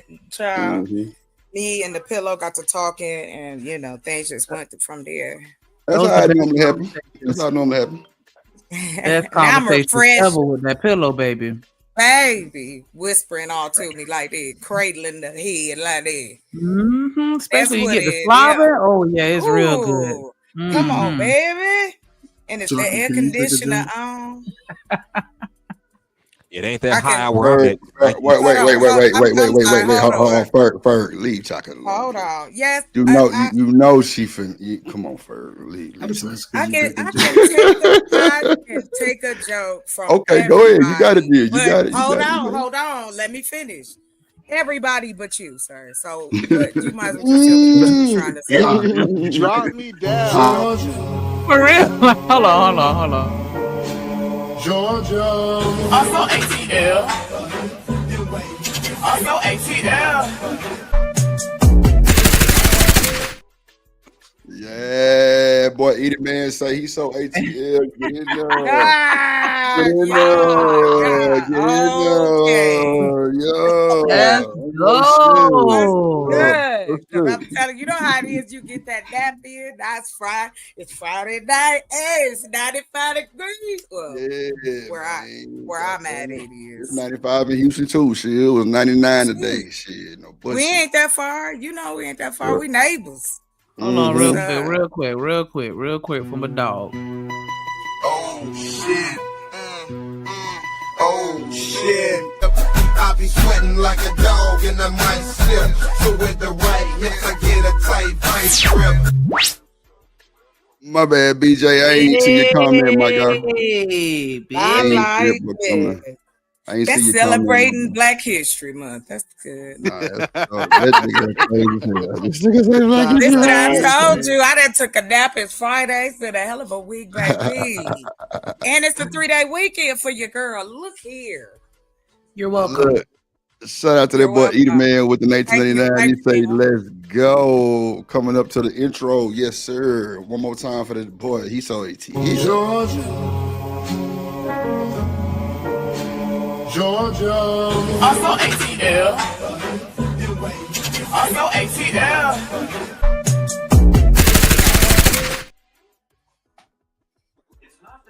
Okay, that was awesome. That's hype. Okay, Coach Ferg, what you want to say to me? Go on. What's the joke? I ain't got no joke. Well, then, okay. So why you asking me if I could take one? I just want to hear you say my name. That's all. You said I said it too much last time, so I won't be saying it again. Thank you. That shows accountability, ladies and gentlemen. So, Chuck, what you think about what we were talking about with regards to relationships and scripture and just men being the leaders? Because one thing that I felt that stuck with me, that Bolo said, like the men focus on the kingdom and the women focus on the king. And it was like the first thing that came to my head, but I thought that would make me a mammy then, though, right? No. Okay. And here's the thing. I'm gonna be honest with you.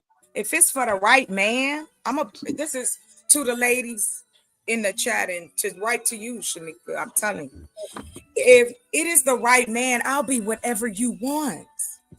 If it's the right man, you could call me whatever you want. Because when I go home, I'll be cheesing. Somebody gonna be asking me, well, who got you smiling like that? That's because the right man has allowed me to feel safe, to feel comfortable enough to give him everything he's asking for. Because he's giving me what I'm asking for. So you want to be a mammy one day, you want to be vanity 6 the next day, you want to go to church on Sunday, then that is between you and that man. And if you comfortable and he's giving to you what you giving to him, and y'all feel like, hey, yeah, we can talk it out. I can trust this person.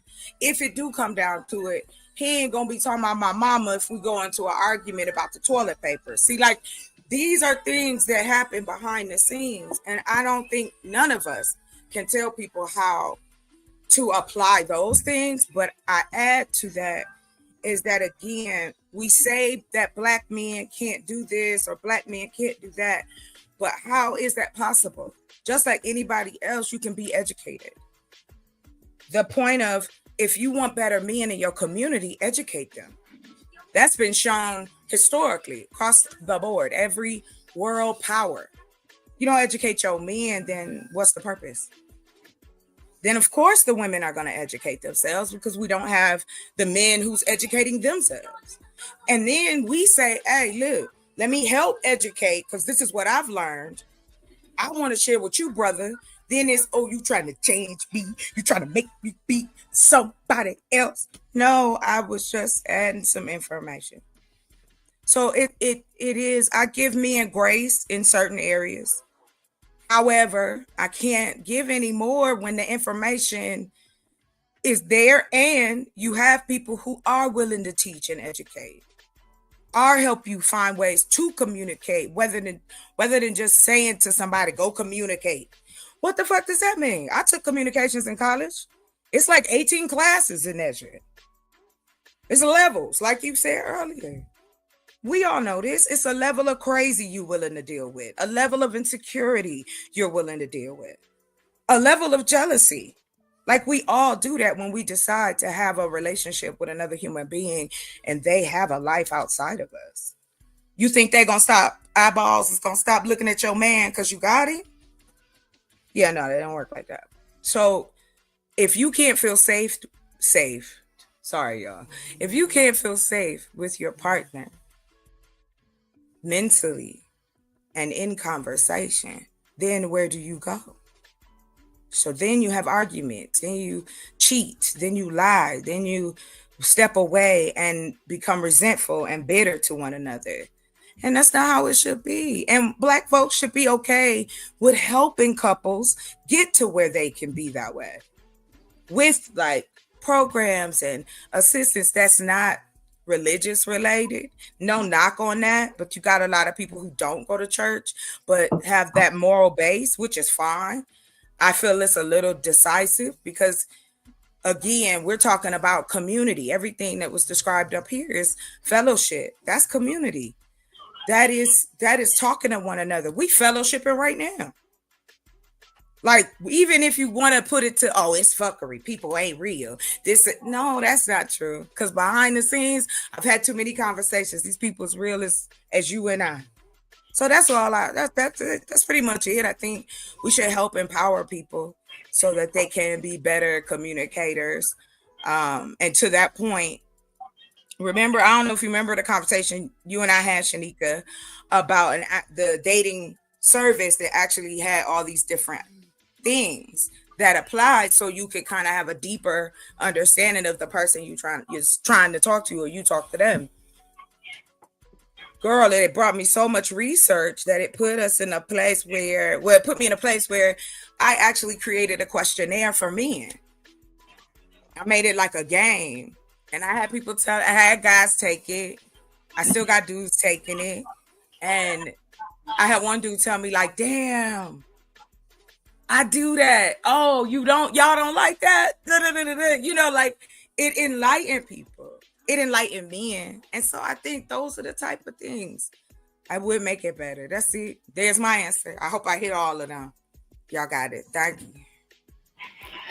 I appreciate your perspective, and I do feel like we kind of all saying the same thing to a certain extent, but I do feel like there is, because fellowship, that's just a part of our lives, period. You fellowship at work, you fellowship with your friends, like people, you know, we always gravitate towards the people that's doing the same things that we doing. And so I do think that's important, but I also do feel like that scripture takes it to another level, because one thing as people, we tend to, I think that we need something bigger than us, because you have a lot of situations where people will come up here, even on this panel, and they will drop gems, and people just don't want to listen because they feel like you just as bad as I am, or you know, like we compare each other at, you know, on the same level as humans, and sometimes we need to see that bigger. Well, let me ask you a question. In order to understand that it's bigger than you, and it's not about this man sitting next to you. It's about you, and you know what I'm saying? Like, I'm listen, no disagreement here. Right. It is, you're talking about a level that's different from my level. Right? When I think of community, I think of building safe communities. The biggest fights in a Black people home, right? We could play a round of Black people Jeopardy real quick. I'll take Black people house for 600, Alex. These things, like, not the finances. The house costs too much. Food costs too much. I'm applying this to the now of reality, right? That can tear a marriage up. But the love that I have for you is not going to be what allows me to forgive you. It's the love that I have for God that's going to allow me to forgive you. And when we don't have that element, I think that changes the dynamics within the community. Well, let me ask you this then, Shanika. My point is, I'm on outside looking in. I don't have kids and I'm not married. I have nothing against married people. I ain't got nothing against people with kids. But I will tell you, I have gotten more flack in my life because I didn't have kids. When I was in my 20s, I had to hear, "Where's your babies?" Same here. Not where's my husband? Same here. Not right. Not where, you know, where's your happy life? Like, I'm in my 20s, where my baby's at, right? It's almost like I'm ashamed to tell everybody, man, I'm living my best life, man. Don't be ashamed. Good God, bro. I'm sorry. Don't get me started. Okay. I'm sorry. Sorry. No, go ahead. I'm gonna say this and then I'm good. But again, I am. I'm happy that he said it, because it ain't got nothing to do with me shitting on the men that was in my life. But they weren't the men for me. not me. You know what I'm saying? And I was willing to take accountability, like y'all love to say, and go, hey, what do I have in common with all of these niggas? I keep picking the wrong one. Like that was what the common denominator was. And then I had to realize I was picking this because I had no standards. Because I was raised, you take your man as he is, you build him up, you wash him down, you clean him off. He gonna be a good husband to you, Savannah. Shanika, did you see that thing they did on Maya? The men just started crashing out on Maya. Maya is 38 years old with no kids and she ain't married. She said she was celibate. Now you got somebody with a lot of gums that decided he wanted to get on the internet, on Beyonce's internet, and say, ain't no way she's celibate. She lied. And it brings me to that point of, you cannot put us in religious boxes as it's described. You cannot say you want women to be, what's the word they look for? I can't think of that word. I'm sorry. I'm a heathen. So excuse me, y'all. My Bible is a little rusty. But I do remember that there also were women in that book who did some amazing things. But we don't hear about those women. We don't hear about their strength, their fight. We hear about David. We hear about Jesus. We hear about all the men. But how much are we talking? We was there too. Standing there, right there. Wow, hey, washing feet with our hair and shit. We was there too. So I guess I'm like, we've gotten to this place now in 2025 where we are trying to hold on to an idealism though, that isn't necessarily all religious based and all the world based. It's a mix of both. And then no matter what nobody say, when you apply that, people wince. They blink a little bit because you like, wait, I don't want you judging me because I'm on this level. Why? Why is you worried? And so it gets to that place where people don't want to listen because they're feeling like, well, you trying to throw the Bible at me and say, if I don't follow this, then my life is not going to be good. That extreme is there. We hear it. But I will say, I think that's an improper teaching, because just because you follow everything in the Bible does not mean that you're exempt from trials and tribulations. Everybody in the Bible that was used went through some type of trial or tribulation. So I think that people are not understanding and comprehending what they're actually reading, because a lot of people read stuff with a bias already, and they wanted to say something that is not saying, to the point where people will manipulate a scripture and make it into something that suits them and makes them feel comfortable about the fuckery that they're doing in their lives. They don't have the people that are actually holding them accountable to say, no, that's not what that means, and you got to get your shit together and step your pussy up, because you're not here playing games and you're going to make things worse for yourself than it has to be. And that's the problem. Everybody wants to do everything that makes them feel comfortable about what they got going on in their life. And it's not about you. It's about everybody else. Jesus washed other people's feet.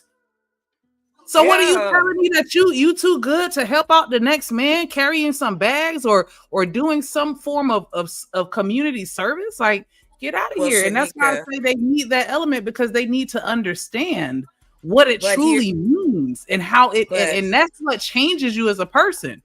How many, and I'm not being facetious, here's where I'm gonna go with this. Now in Christianity, I'll give them this.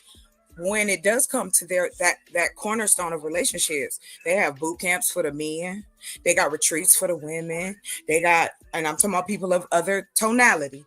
They want to help y'all, they want to have you talk to the pastor to go and leave X, Y, and Z. We don't do these things for our own. We do exactly go figure it out. My parents said shit like that too. Judging the messenger and not listening to the message. That's why I said it Yes, needs to be honey. an element of something that's bigger than you, because we've gotten so blinded and so and to the point where we can't even hear. We're deaf as well. Somebody can be right in front of you saying what you need to hear, but because they look a certain type of way, you can't receive what they're saying, because you need them to be in a 3-piece suit. You need to see them standing in front of a Bentley that's parked outside of a mansion before you'll be willing to hear what they got to say. And the wolf in the sheep's clothing are the ones that got the biggest fucking audience and the biggest megaphones, and that's who people are listening to. The bullshit. And they're not even taking the time to go out and figure it out for themselves, because everybody wants their hands held. And it's like, no, I just want to go to a therapist and she tell me what's wrong with me. No, you figure it out for yourself by getting into that book, because that book is going to expose everything without you having to go to no therapy. I mean, therapy is good for certain people, and I'm not trying to say don't do it, but I'm just saying that book is therapy too. And a lot of people just like to get past that. But here's the thing, again, I'm all with it. I'm not going to argue that point, because again, I stepped away from the church years ago, and for my own reasons. I would never tell anybody that religion is a bad thing. I think that just like anything else, if you take it too far, it can be. And I have no problem with people using it as a guide, because that's what it is. That's what it's supposed to be, a guide through this life. We've taken, like you said, we've taken bits and pieces of it, and we make it fit to the party plan. And then when people try to go, hey, well, wait a minute, here, not you wrong, because listen to me, Shanika, not you wrong, just wait a minute. What you don't know? You don't know nothing about the Bible. You go in church out here. You can't ask a question.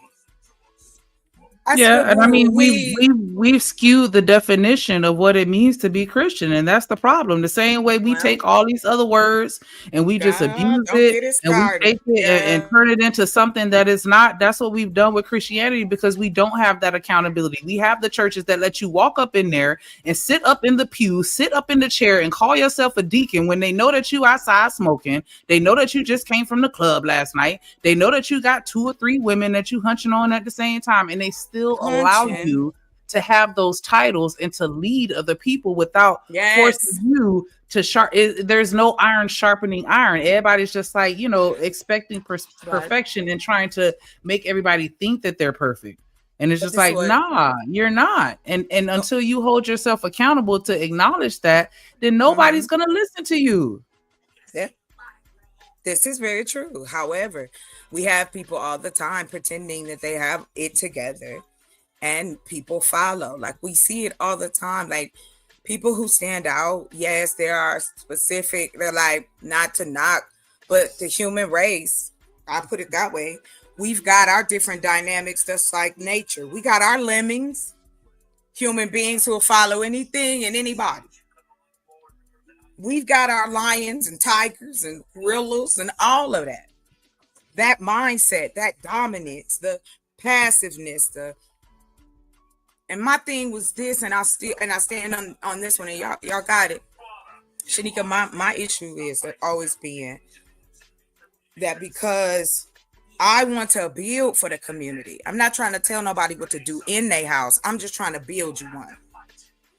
What I find in that conversation, even talking to religious and non-religious people, men and women both, I find that the pushback is, well, they're going to tear it up.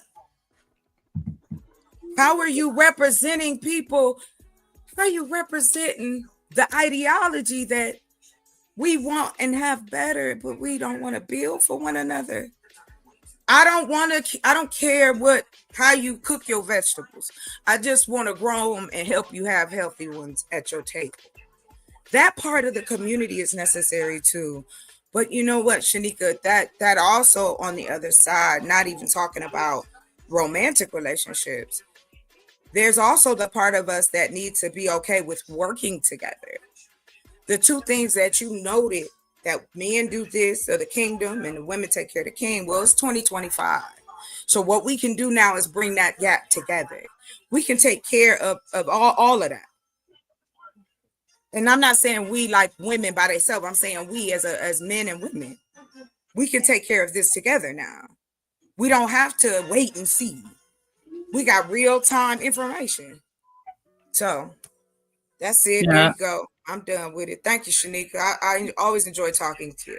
Absolutely, likewise. And Reese, I just kind of want to go back a little bit to something that I saw that you said in the chat real quick, because you was talking about worshiping men. Like, I would never encourage a woman to worship a man. I would encourage her to worship the God in that man. And I think that it's a difference. And I don't think that it's anything wrong for a woman to prioritize her family and the man that is taking care of that kingdom and making sure that he has everything that he needs to have a successful kingdom. Because if I'm relying on you to be the leader, then I need to make sure that I'm putting you in a position to lead. If not, then what's the point of me being here? And it's like, I don't know. I feel like as women, we've gotten so far up this, we want to decenter men, that now we've just turned into centering women. And how does that benefit us? If I'm just going to sit here and center women and just be like, yeah, all women, all right, all the time, that doesn't help. Just like centering men doesn't help. We have to be in the middle, because that's the only way we're going to have balance. We learned about scales in school. Like, I don't understand this. Like, why is it you going to sit here and dedicate yourself to a man and take on his last name and give him your children, his children, and give your children that you had in your belly came out your vagina, you gonna give your children his last name, not your daddy last name, but his name. And you telling me you don't want to do for this man? You don't want to put yourself in position where you can elevate him to the next level? Because who's riding his coattails if not you and your family?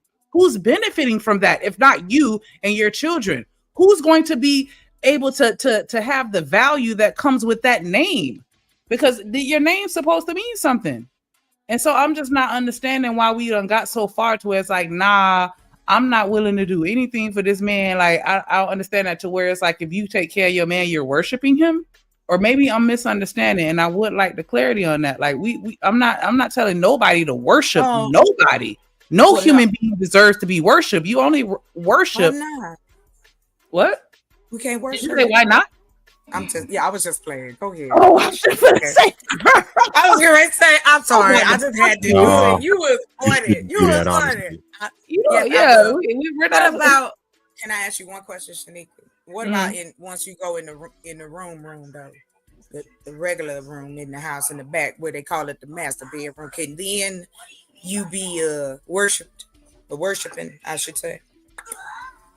Is that a? I feel like every breath that you take as you're alive, you should be worshiping in some form or fashion. Yeah.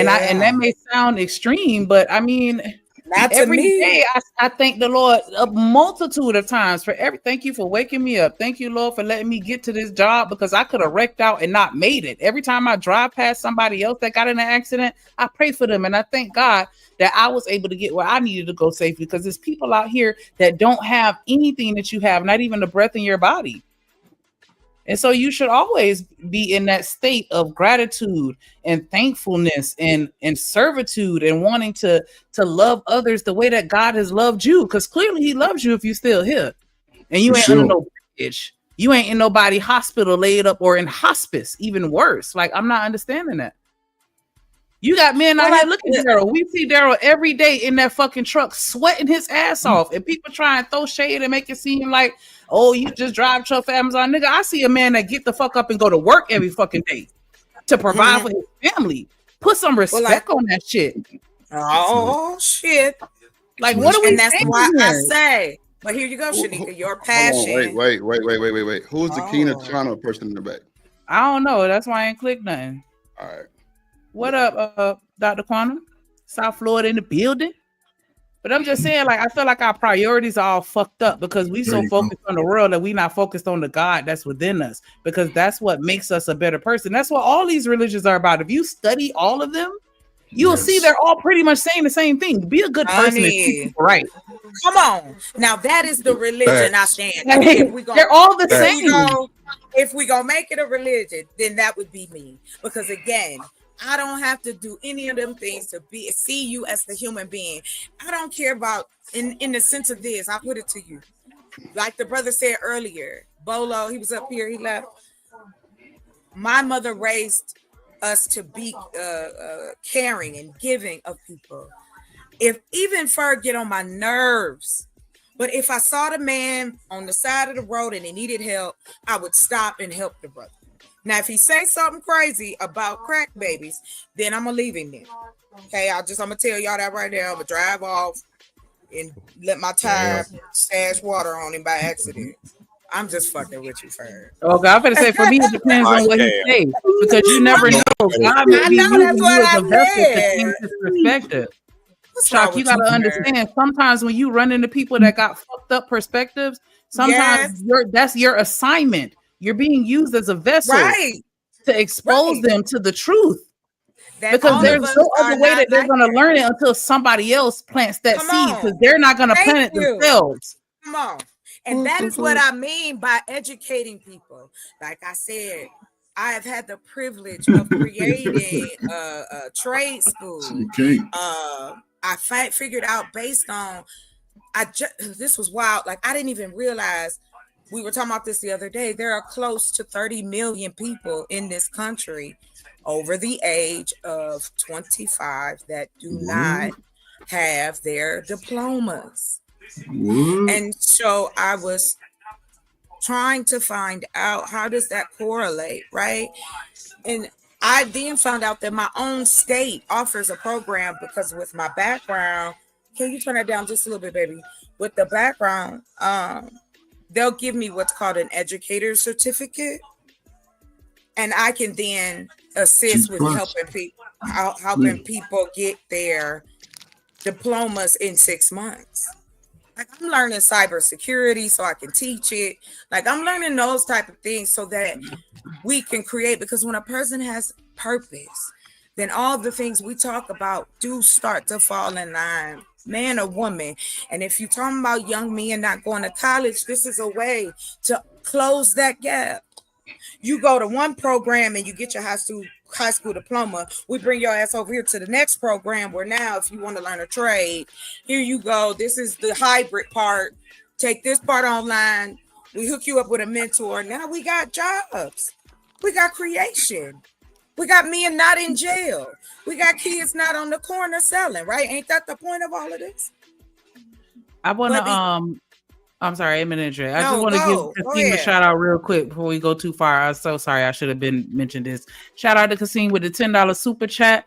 He said, being a good person is valuable in a relationship. However, being a good partner or spouse is its own skill set that requires intentional development and attention to your specific relationship dynamic. And that's a fact. Definitely appreciate you showing that support. Hype me up.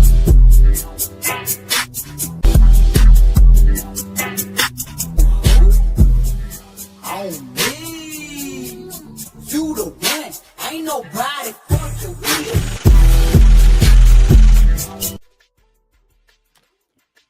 Appreciate that. And going back to worshiping males. And see, that's what I was gonna speak. Like, I'm not. Nobody's saying to worship a male.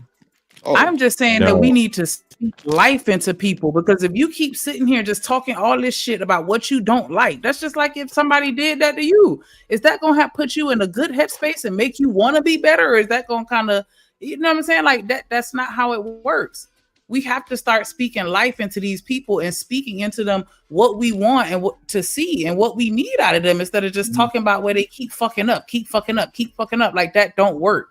I was just telling Drip about that shit earlier, like some shit with my boss. Like, damn, nigga, you got to learn how to sandwich that shit. When I'm in a management position and I got some criticism for you, I'm gonna come in, I'm gonna tell you something nice and something good that you're doing. Then I'm gonna slide that criticism in there real quick and let you know where you could do better. And then I'm gonna end it with another compliment, just so you know, like, hey, I fucks with you. Like, we ain't perfect, but we got it. We gonna do this together. And that's all I'm saying. Like, we gotta celebrate them, because if not, if we keep talking about them ain't being shit, this, that, and the other, they're gonna be like, fuck it, why try? Right. You keep calling me a fucking cheater. I'm gonna just go ahead and cheat. For what? If all you gonna do is just look at me like I'm a liar, then what the fuck am I telling the truth for? That's all I'm saying. Like, can we just not? And that goes for everybody, not just with men, but with women too. We gotta stop talking about all the shit that we hate and start uplifting each other. That's the thing. Ain't no positivity coming out this shit. Y'all so worried about women worshiping males and males worshiping women and all that old stupid ass shit. Like, come on, bro. Like, we need positivity. That's why I be so hard on the chat like this sometimes, bro. That Because is it be a bunch ridiculous. of For a bullshit. man, we got a man showing You love get to up- his woman, and then we sit there and we give him a derogatory term and call him a simp Come because on, he man. fucking loving on his lady.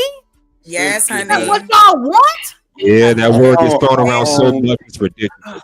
What Same thing happened to with Ralph? y'all ladies being called people because y'all support a man. I hate that. Let me tell y'all something real quick. Let me tell y'all something. Please don't interrupt me, nobody. Bruh.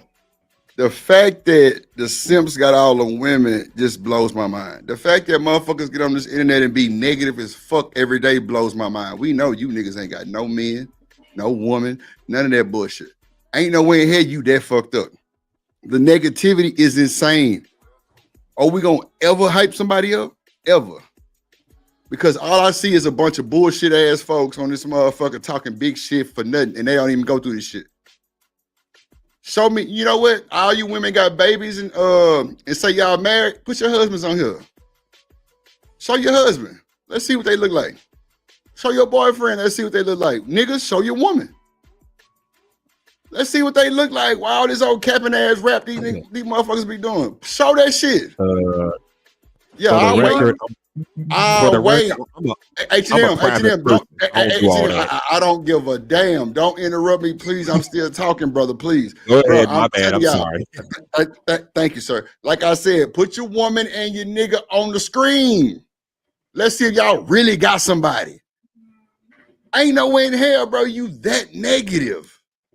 It be so many people in the chat saying negative shit just for no fucking reason and think y'all know every goddamn thing and don't know a worth of shit. Bro, it's sickening, bro. It make a nigga not even want to do this shit because ain't no positivity. That's why with these conversations they had today, that's why I was kind of quiet on it. Thank you, Cujo. God damn it. Shit. I was quiet on that shit because I don't like them conversations, bro, because they get you nowhere but to a fucking rabbit hole with nobody down there but you. It's people listening to this shit. It's people watching this shit, and we steady want to worry about somebody else's business and ain't got none of our own. Yeah, this shit's stupid. I just want to real quick, H&M, and then you got it. I just want to say, like, I respectfully disagree with that. Praising people that ain't shit ain't positive, because every person that I know that is, and this is anecdotal, but the people that I know that's on their square and popping, they all have an origin story where they weren't where they were supposed to be, and somebody spoke life into them and encouraged them and told them that they can be better. And they listened and they got better. So I don't agree that praising people that ain't doing shit isn't positive. Yes, it is. But that's just my opinion. And I don't disrespect. I'm not going to disrespect people your opinion. But absolutely. You gotta show people. Sometimes you have to put that into them when they don't have it themselves. There have been so many times where I've had people be like, hey man, you need to be doing this. And I'm like, really? Other people will see things in you that you don't see in yourself. And so yeah, you all gotta the time. people. You gotta be positive, because if not, where is it gonna come from? If they don't have it within them, sometimes they need that. And you never know how you can get somebody like one compliment. Go ahead, H&M. But wait, hold on 2 seconds, H&M. How do you know they're not doing that? No. Exactly. Well, that was my first question. And second of all, she said praising people that ain't doing shit. I think what she means is people who are not ambitious, don't try, set in their ways. You can't tell them a damn thing. If that's what she means, it makes sense. But for someone who's already on a purpose, on a grind, then yeah, you should give them praise. They already on their grind. Exactly, that's my point. But you They know, I was already- always taught. If you out I here don't know how making you- money, why I need to come and Yeah. teach you how to make money? I'm finna go get the broke nigga and teach him how to make money. That don't make sense to me. But I'm not saying that you wrong. can make I'm more just money? saying it doesn't make sense to praise somebody that's already doing good. Like, yeah, it's gonna help them and Oh, it's that's gonna be the good for thing. them, but you gotta look at that person that ain't doing shit, and you gotta help them get to that point where they see that what they doing ain't it, and they and make them and encourage them to do better. it's the internet, to kind of push back on that.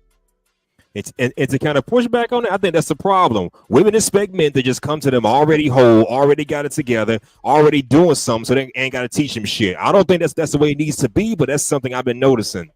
If I'm living at home with my mama, y'all, a woman was not going to give it a time of day. But as soon as I get my own place, oh, now here she come. Wait till the man get up there, then you want to come. That's not the way it needs to be, but that's something I've noticed. I mean, I was always taught you don't need a woman to motivate you. A man should never need a woman to motivate him. She can add to his life, but she shouldn't need a woman to motivate him. But I'm just saying, go ahead, Trey Berg, you were saying. But that's what I'm saying, man. Most people on YouTube are adults who've already been kicked down the road of life. So a lot of them are coming in with their anecdotal, traumatic experiences. What I'm saying, I think they be lying. Okay, but let's just say they lying. Let's just say they lying. Let's just say most of them are lying, right? But for even the brothers, if YouTube is giving you an example of bad women, are you actually out in those communities outside of the neighborhood you grew that you've been knowing everybody? Do you go to other places where a whole plethora of beautiful women you don't know are living, and if they have a child, what you and everybody say the type of conversations you used to be having? Are you sitting down with that woman, whether you feeding her or you whatever it is you're doing, and asking intentional questions, not nothing about her body count, because but it's about how's even the man, you know what I'm saying? Are you? It's like when you, I don't know, man. Most people are adults, 35, 40 years old, talking about they can't find a mate. On YouTube, I go outside, I'm seeing motherfuckers 25, 40 holding hands all day. They on YouTube, Ferg. They on YouTube with negative banter. What nigga want a negative ass bitch? But what I'm saying is, when you in that prime of your life and you're a single man, you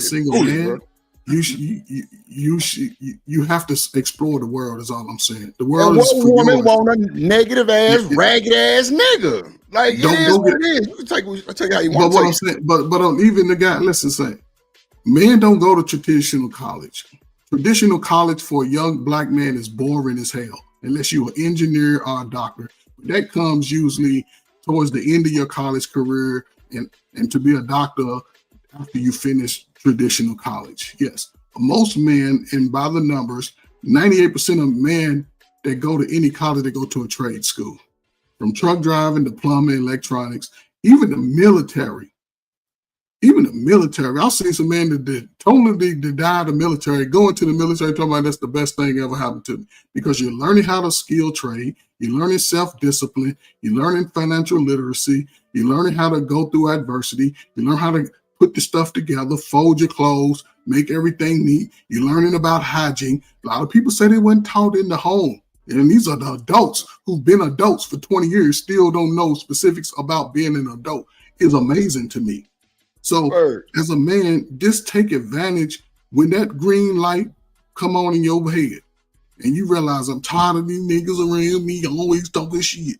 You have to be willing to step away, go into any cocoon state you have to do. And you have to be willing to suffer through that moment so you can become out wiser, stronger, open-minded. A nigga with a closed mind don't go nowhere. Open your mind up. Watch this, Ferg.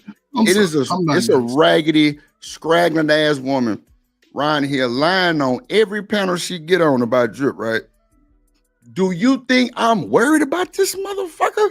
Man, I got other shit going on in my real time where I ain't even, man, look. Everybody was like, damn, Drip, you don't seem like you worried. For what? What the fuck am I worried for? This motherfucker is in the insane asylum. What the fuck am I gonna argue with that for? No reason to. Drip, silence is key. Shut your dumb ass up, Drip, and just bask in your femininity. Yeah, I'm a bask in my shit. I'm not worried about this motherfucker. Like all these lies and motherfuckers talk shit, contradicted 90 million times. But the space love to keep it up. I ain't spoke on it and shit. I might say a thing and I leave it alone because it's like Drip, it ain't gonna get you nowhere. Nowhere. Just fuck it. Leave it alone, bro. Silence is key. Like when you get to talking to your own self, it means, man, don't nobody give a fuck about what you're talking about. When nobody respond to it, don't nobody give a fuck about what you're talking about. Because I know single-handedly, first, I could shut this motherfucker down. Literally. Yeah, but again, there's no need to. Right. You listen again, man. I got Black people like talk about 6. me, Like I'm I white. ain't dealing with no bullshit, motherfucker. I got I shit to do today. Let me say this. Let me say this, and I'm gonna shut up and I'm have gonna a go. question. You don't have to shut up. I have a question for you before you go. Seriously, about what Oh, you just me? said. Yes, you've heard. I have a question for you.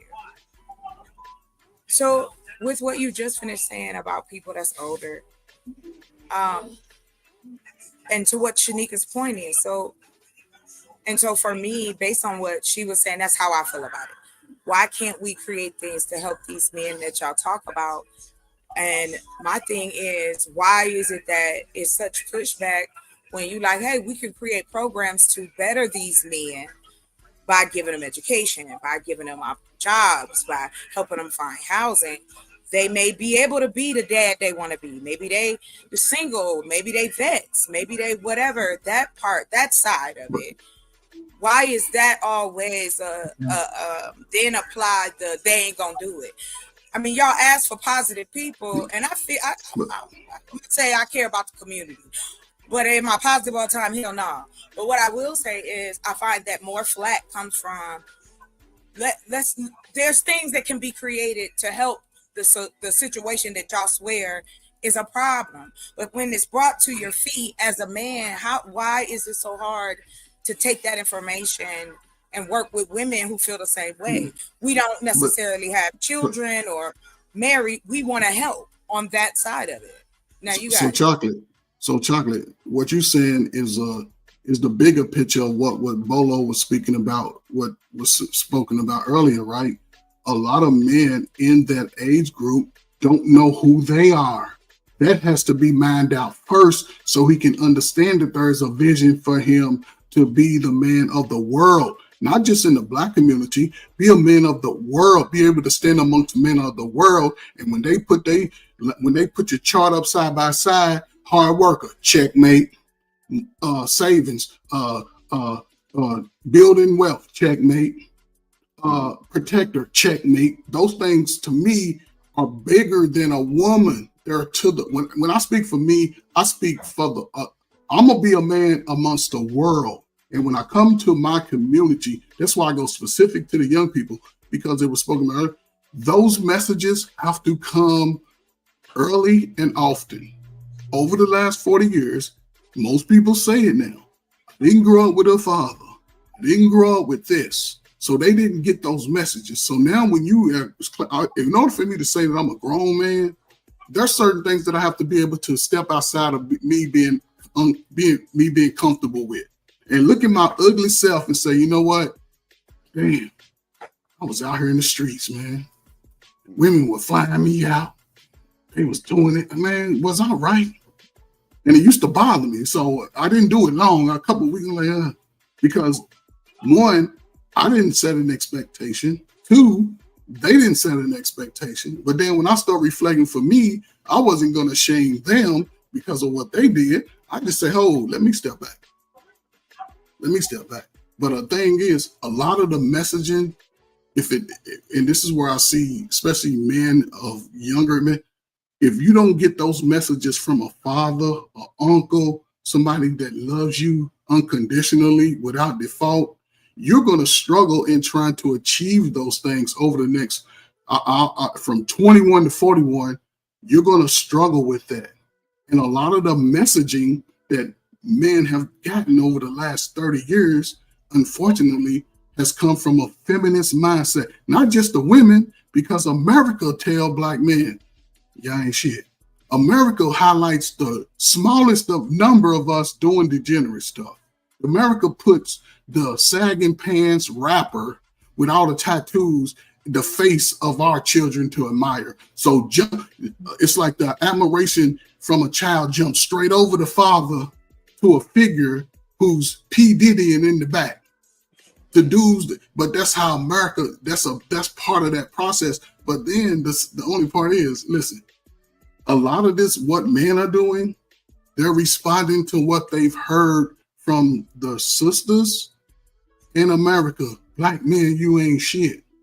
That's what the messages have been. I've seen it. I've had groups with people talking about.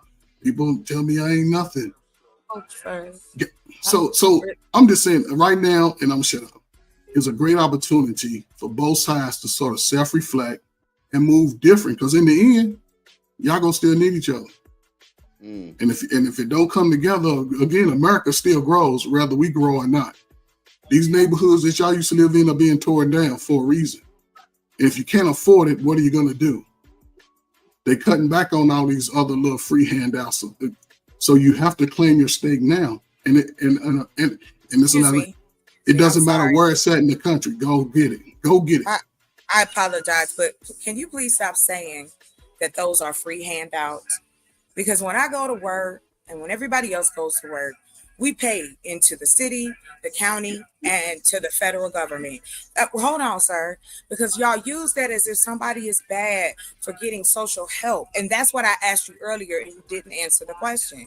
Why is it an issue when it comes to building and creating so that men like this that y'all saying, and that young men then have opportunity for education, opportunity to learn a trade, opportunity to learn computers, an opportunity to become mechanics. And if we can provide that through technology, what is the problem? That's a solution right there, right? We can even offer it for free. And you can still be accredited. So what's the problem now? That's what I'm trying to understand. Yeah, you say that. But then women get pushed back when we say, I'm not a mammy, I'm not a pick-me, I could give a shit. But I do care that we don't have safe neighborhoods, safe schools. You got to worry about whether somebody going to roll up on your baby's school every day. You got to worry if your baby going to come home from school. What? I grew up walking to school, sir. I know what that's like. I rode the bus. I lived in the country. None of that matters now. It is 2025.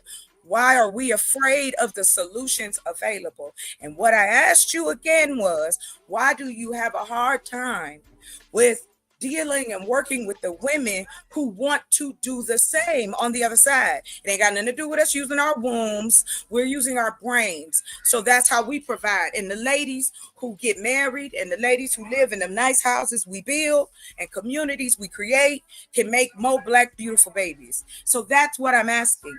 Why is that an issue as well? Because that gets out of everybody's religious business. Let's get everybody out their bedroom. And it puts us in an economic playing field. That's what I'm saying. Like, why is that it when that situation is there? And I'm one of them people fighting. What is wrong with that as a woman? Nobody said nothing wrong with it, Chocolate. This is what I'm saying. You're in the middle of the battlefield. Your peers are in the middle of the battlefield. You have to galvanize your peers.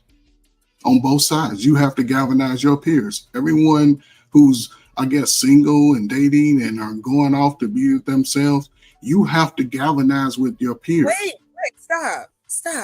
What's that got? What does me being alone or any of that have to do? But I'm not saying you, Chocolate. I'm saying women. I'm saying people who want to choose a certain lifestyle. I'm not saying you. It's not about you, though. You said people need to be bigger than the people. I'm saying to you, you're talking to a community person. I'm talking about the outside part. Y'all was talking about the inside part with, what you do in your household, how you treat each other. I'm not telling nobody how to date.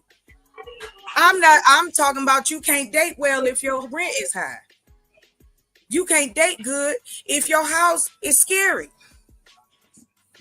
You can't date good if your car don't work. These are the areas I'm in, sir, and I don't know why you have a hard time when I say, I'm asking you directly first. Why is it that me, a person, a woman who wants to help her community, gets more pushback and gives you solutions, but yet and still it's, no, that can't be the case. I'm asking a true question because I get it a lot, and I get it from you too. You never got it from me. Here's the thing, Chocolate. You have to. It's like from your perspective, from your perspective, right? You're trying to start a movement, right? That requires, I guess, money per se. That's something. No, you have a business. You're coming with business ideas. Everything you saying is requiring a business idea. a transaction of something. If I wanted to do a business with anybody on this panel, I have to present to them the whole business model, the whole business plan, the financial projections, things like that. I have to let them see my value. That's just the way I'm approaching it as a business person. Well, no, I'm not asking.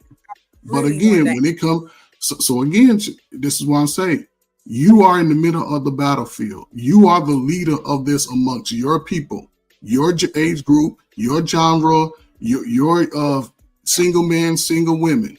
Why do you keep saying that? What does that have me single have to do with what I'm asking you, yo? Like, what the? I don't have an answer for you how people want to do business with you. I can't answer that. I didn't ask you that. I'm not asking anybody to do business with me. I'm not a gatekeeper. So I share business ideas that I come across. That's how I know if you're really listening to me. I ain't asking anybody to go into business with me. I'm telling you that there's opportunity out here. I created a school alone. I didn't ask nobody for nothing. I created 2 programs, online, hybrid, period. Well, yeah. No issue, no nothing. All I'm asking is, why is that sound more out of line coming from a woman than coming from a man? Because I don't hear men saying that they're creating anything to help brothers be better. But I'm not every man, Chocolate. I don't know why they give you the pushback. I swear, I don't know why. If you have a great idea, then apparently in all of these modern people, I never gave you pushback. Every time you said something, I ask questions about the venture, because there's steps and nuances that sometimes some people just, yes, we have great ideas, but there's certain nuances that just because you give me the general part of it, I ask questions because I like to know the details of it. Just like being mind if you ask questions like that. But that's what I'm saying. Don't look at it as somebody arguing with your idea. I never said. I'm not. I said pushback. That's natural. But it's not pushback. It's asking questions. You're supposed to listen. A genius asks questions. A genius asks questions. He asks questions because he wants to know the details. So if someone is going to put their time, effort, money into anything, you better ask 100,000 questions. And if that person coming with that general idea or that plan, if they thorough as they say they are, then they're going to be able to check off every box. And there may be some boxes that you can say, let's check off together, because you know what? I only got this far and you got the smarts to take it this far. So let's start here in the middle and build together. I can't dictate how any other man works and conduct their business. Well, I don't know how to answer the question there. I know, I got you. So I'll say this. The reason I was asking you was because, again, as a woman out in this space, I have been told that your ideas are great if you were a man. Straight to my face. Out here, 2025. I'm still hearing this. And I didn't ask you. How you can't answer for other men. That's not what I asked you. I said, what is wrong with creating things to help brothers be better coming from women as well? I said nothing, Chocolate, 5 minutes ago. That's fine. Perfect. Thank you. Thank you. you. I said nothing. Everybody come up with great ideas. What I'm saying is, put it into play. Y'all, you in the battlefield. It's other people your age in the battlefield. What do you? Okay, why? What is your? Put these ideas into. No, what I'm saying is put the ideas into play in your life, however you see fit, regardless of what other people think about it or how they feel. Yes, you're saying you have these great ideas and you want people to sort of tapping into these ventures. But again, if they're ignorant to the information, or they nervous, or they scared or something, it takes the messenger to convey that to them so they can get out of that. And it goes back to what Bolo was talking about earlier. A lot of people don't know who they are as adults. I'm saying to you that over the time I've been on this space, I have taken this information almost like sociology. 3 years of studying Black people, I think I have come to some conclusions about certain gaps and missing things that we truly need assistance in. And I know you want, I guess it's like y'all kind of, not y'all, but people like this, downplay people, because the first thing we want to yell is it's the internet, don't nobody really care. Black women don't care about black men issues. That kind of stuff is out here too. And I'm like, but when a woman come up and say, yes, I care, here's something we could do. Oh, that ain't gonna work. They not gonna do it. These young men ain't gonna listen. Fuck the old ones. Like, that is what I get back. I don't get all this, oh, well, chocolate, if it's for you. That's not what I'm saying. I'm saying, what's wrong with us creating in real time things that really help people, which now we can without any issue. All the things y'all was talking about, educating young men, getting them skills and trades. We can create hybrid schools online. You can create micro schools online with and a micro school is like, you could do it with children or you could do it with adults. It's like 3 to 5 people, usually 1 or 2 teachers, and it gives your children or an adult that, you know, more tutorish type of feel. So there are things out here, many things. I'm gonna let some other talk. I'm good. Thank you for no back and forth. I don't think you arguing with me. And yes, the shit I am doing is in play. Like I said, I'm just not a gatekeeper. That's all. I ain't asking nobody to invest in nothing. I appreciate, you know, what you bring, Chalk, and I just want to make sure I give you your flowers. Like the things that you say, you're very optimistic, and you see, you know, you try to see the best in the community and people as individuals, and I appreciate that. And you want the best for us, and I genuinely feel that about you, regardless of, you know, reality.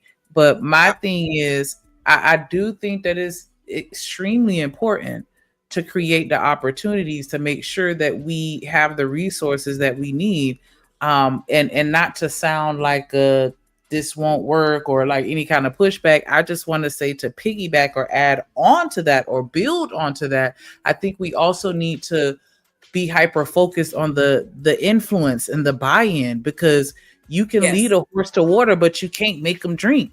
And there's already an abundance of opportunities that are being underutilized as we speak, because they don't care to take those opportunities and use them to their advantage. And so that's the only reason why I say, like, yeah, we do need to focus on creating the opportunities. I totally agree with that. But we also need to focus on the influence and the power that we have over rearing their mindsets and how they perceive life, so that they can understand the importance of it. And that's all. That's my only thing, because I feel like and that's just me, my personal opinion. I feel like buy-in is the most important thing, and that's just how I was, you know. And I'm thinking as a manager, like buy-in is most important. If I need you to change a policy or the way that you do something, I just need you to do it, just because it's on the strength of me telling you to do it, not because you want to do.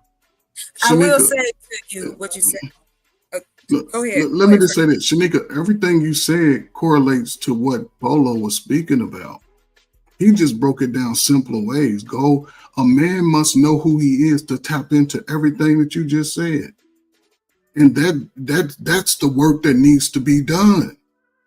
Yes, and that's the work that needs to be done. If we're think about it. The women are all saying most men, which is a lie, most men that they know ain't no good, right? Brothers don't do nothing, don't want to do nothing, the weakest and the lowest and all of this, right? However, most brothers have to learn how to survive by default.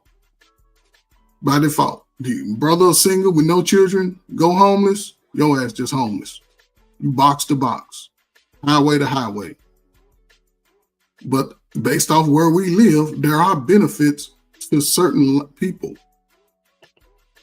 Now, as a young, and this is the catch though, in order for us to get, people to tap into those opportunities, people who are in the working age, that 21 to 41, that's your best working years. A lot of people that age are not tapping into traditional work. So how are you going to do to make money? That means they're going to have to find a way to work together. How they go find a way to work together? I have to realize that everybody ain't my enemy just because somebody like me did me wrong 2 years ago. Shanika ain't my enemy, but most of the women I met have done something to me. I can't take that pain into Shanika. And this is where everybody's coming from. That's all I heard. Men ain't shit, women ain't shit. But they all dating age. They all had an experience. In order to get through that, you're going to have to do that self-reflection. You're going to have to go to that righteous energy so you can start looking at accountability. We throw accountability around like it's a bag of weed in YouTube. Integrity. People overlook that. You have to have positive anger expression. Everybody get mad. Don't mean you crash out, ruin the party for everybody. Y'all got people like that. Get too drunk, get too mad, don't nobody like what they say. They want to ruin it for everybody. You got to have respect for womanhood, both men and women. Both men and women. Women, you can't get caught up in what society say you should dress like. No, you are the standard. They're going to dress how you dress. Our children are going to dress how we dress them. Our children are going to be able to read how much we engage with them reading. And it has nothing to do with the mother or the father. A boy won't be his best boy until he can hang out with his old no good ass daddy. And I ain't talking about no good because he's the worst guy. He just mistreated you. Don't mean he shouldn't be given an opportunity at least to help the 12-year-old. Because we see how our 12-year-old boys are coming out now. They wearing y'all jeans, y'all shoes. If I want my son to be a boy, let me find your little slow ass dad. Man, talk to him. Here, he needs you.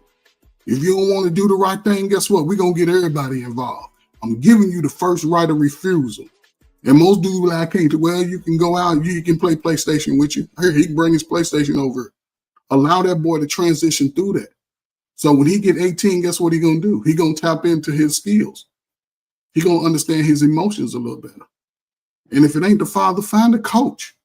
Find a mentor. Find somebody, your big uncle, the dude in your family that's got successful. Man, go on and spend but it's going to take discipline. And that's where everybody seems to not want to be a part of that discipline. Discipline takes time. Everybody chasing the bag, but nobody's getting rich. Because there's something about your skill set that you're missing. Opportunities there, people just overlooking it. And I guarantee you, the ones that don't, 3 to 5 years, they're going to be still crying about what society didn't do for them, what their family didn't do for them. And when you ask them, so what did you do? I ain't do nothing. Well, those that don't sow, don't reap. That's all I'm saying. As a man, you ain't got time to be worrying about what everybody say. Black folk been talking about you since you came out. Oh, it's a cute baby. Oh, that's a funny looking baby. But go see the world. Go build the world. Come back and tell the story. That's what life is about. To me, some men, and I ain't saying you got to run off. No, there's so many beautiful sisters in America. And if you go below the Mason-Dixon line, for those that didn't know social studies and sociology, it's right below Kentucky. Go to the South. 7% of the sisters live in the South. What you talking about? But I don't know.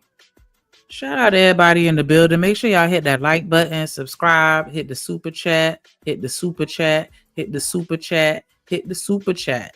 Make sure you support the stream, and everybody everybody that rock with us, make sure you scroll up in the comments and click on all the links and subscribe to everybody, because we building a nation around here for sure. I was looking at, Alpha Omega, your comments, and I am pretty much in agreement. It's like, yeah, there are some situations where you have married couples getting government assistance. I'm not gonna act like that don't happen, but that's not super prevalent to where that's the majority. A lot of times is, single women, and I would never knock any woman that applies for or receives any type of government assistance, because if you need help, then that's what it's there for. That's the purpose of it, to help you. Like, you shouldn't be on the streets or hungry or any of that kind of stuff like that or whatever. But I do think that we need to understand that it should just be temporary, and that we should be focusing on building our communities to a point where we don't necessarily need the assistance as much, because we good. And I definitely do think that having a dad in the household on a daily basis is different. And again, this is very anecdotal, but a lot of the dudes that I know that had their dads in the house, those are the ones that know how to fix cars. Those are the ones that know how to go up in the ducts and do stuff in the AC units, and they know how to, just random stuff. They fishing, stuff that used to be associated with masculinity and being a man. Yes. Like, do we know niggas that are niggas still fishing? Do y'all still even do stuff like that? Are y'all handy? that shouldn't necessarily be a specialized thing. I thought that was something that every husband knew how to do, as far as like just general stuff around the house. If it tear up, I don't have to call somebody and pay them just to come and look at it and then pay them again to fix it. Like, didn't you know how to fix the sink? Like, I don't know. Like, I do think it's a very big difference to have a man in the household, but you got to have the right man in the household. And I think we definitely need to prioritize, getting these men together in line so that they back on that path, because you can tell the difference. And that's why what I said, you talk to a girl, you can tell that she got daddy issues just from conversation. Like, you know what I'm saying? It shows. It's written all over everybody's face. Mom, boys, girls, whoever. Like, we see, you know what I'm saying, who didn't have a daddy and who did. Men and women, we can always tell. Like, not that that's the worst thing, because sometimes, maybe it's better that he not be around. I don't know, but definitely need to get these men together. Appreciate you for rocking with us today. So we finna go ahead. I agree with you, Shanika. The black woman is God. Shout out to demon ass. Yes. I'm saying we're supposed to work together, man. I build you up, you build me up. Like, whatever happened to that? Nah, that's for real. That's for real. We finna give our final thoughts, man. Go ahead, Ferg. You can start it off. No, man, listen, man. It's a great conversation, man. I'm glad the conversation we had. I think, again, this is a great area for I guess, for the way forward. It's a great area. We never seen this in our life.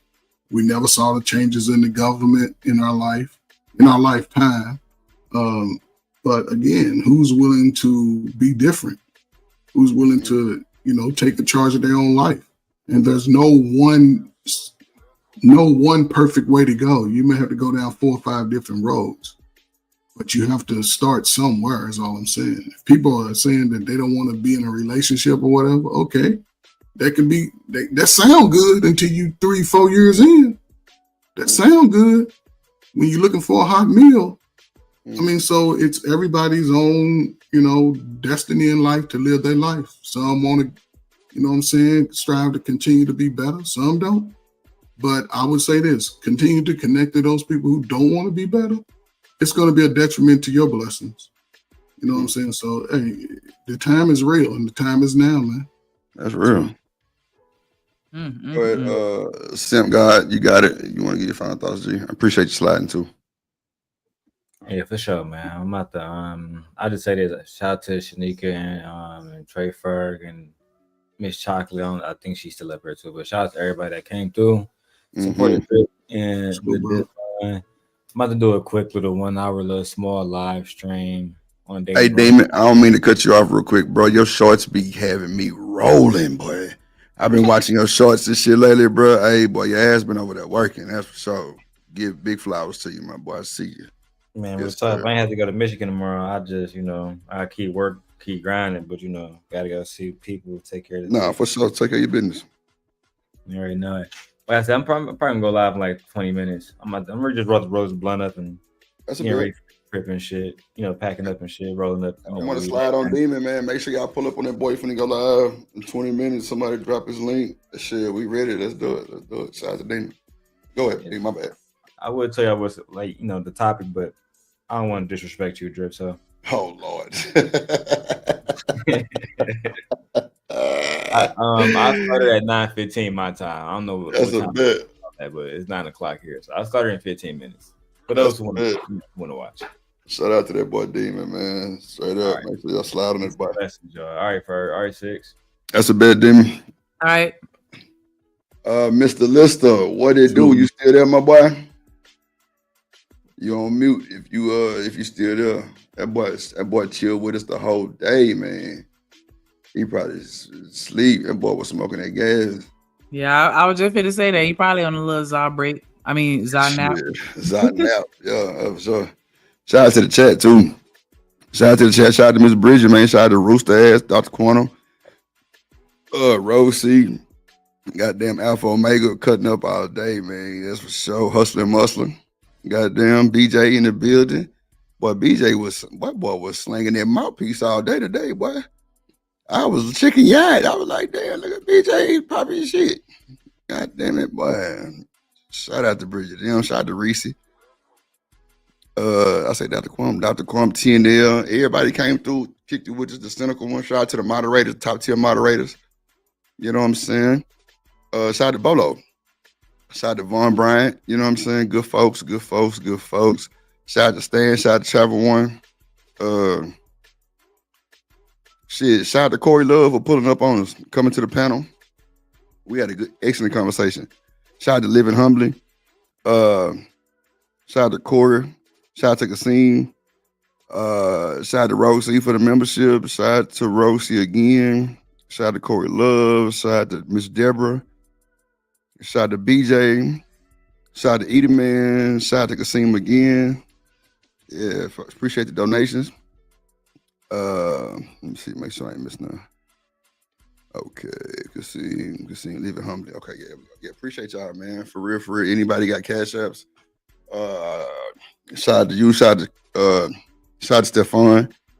Yeah, it was a cool conversation, man. Shout out to Demon. Shout out to Truth and Reality. Shout out to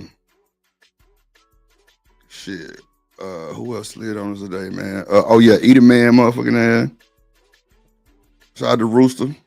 You said H&M already, right? Yeah, H&M head, yeah.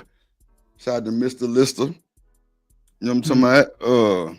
Yeah, boy jumped on the panel and was dropping gems, man. For real. Shout out to, like I say, shout out to Truth. Shout out to Corey Love pulled up on us. Man, shout out to, like I say, Bolo and them, man. Everybody, man. Alpha Omega, TNL. Shit, we had a lot of people here today. Tiffatat. I said Rosie. Let me see. I'm just scrolling up a little bit. Shout out to Demon shit. Coach Ferg, goddamn Stan. Lena Love. Miss Bella. Miss Love, Bella. Yeah, hell yeah. Kasim, man. Yeah, it was a hell of a show, man. Miss Joy. Shout out to Miss Joy ass too. Yeah, we had a hell of a show today, man. Hell of a show. I'm finna go gargle with this salt water. My shit be getting better. You know what I'm saying? You need to get a tea bag. A tea bag? Lordy Jesus, that did not sound. I told you that, nigga. But you just said it on the stream. That don't sound right. A tea bag. Oh shit, nigga.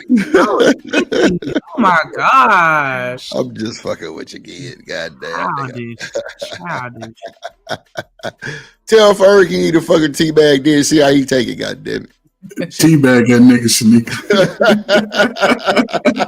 Teabag that nigga twice a day. Oh shit! Damn, Teabag that hoe. Shit. He said twice a day. God damn. Shit, get that tooth together over. Yes. I shit gone. Shit, I don't know. It's just this healing process. I should have spoken early, man.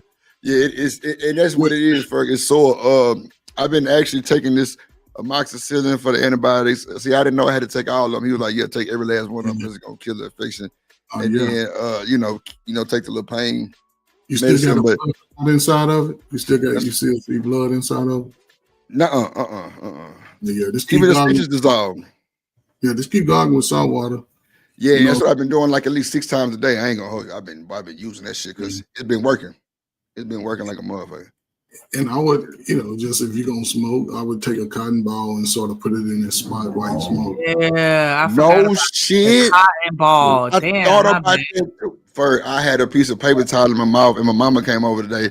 She, boy, if you don't take that bullshit out your goddamn ball, I'm like, man, I'm trying to pack the hole up. She said, I'm gonna pack your ass up. Keep on. I said, well, goddamn, shit. Gauze. Yeah.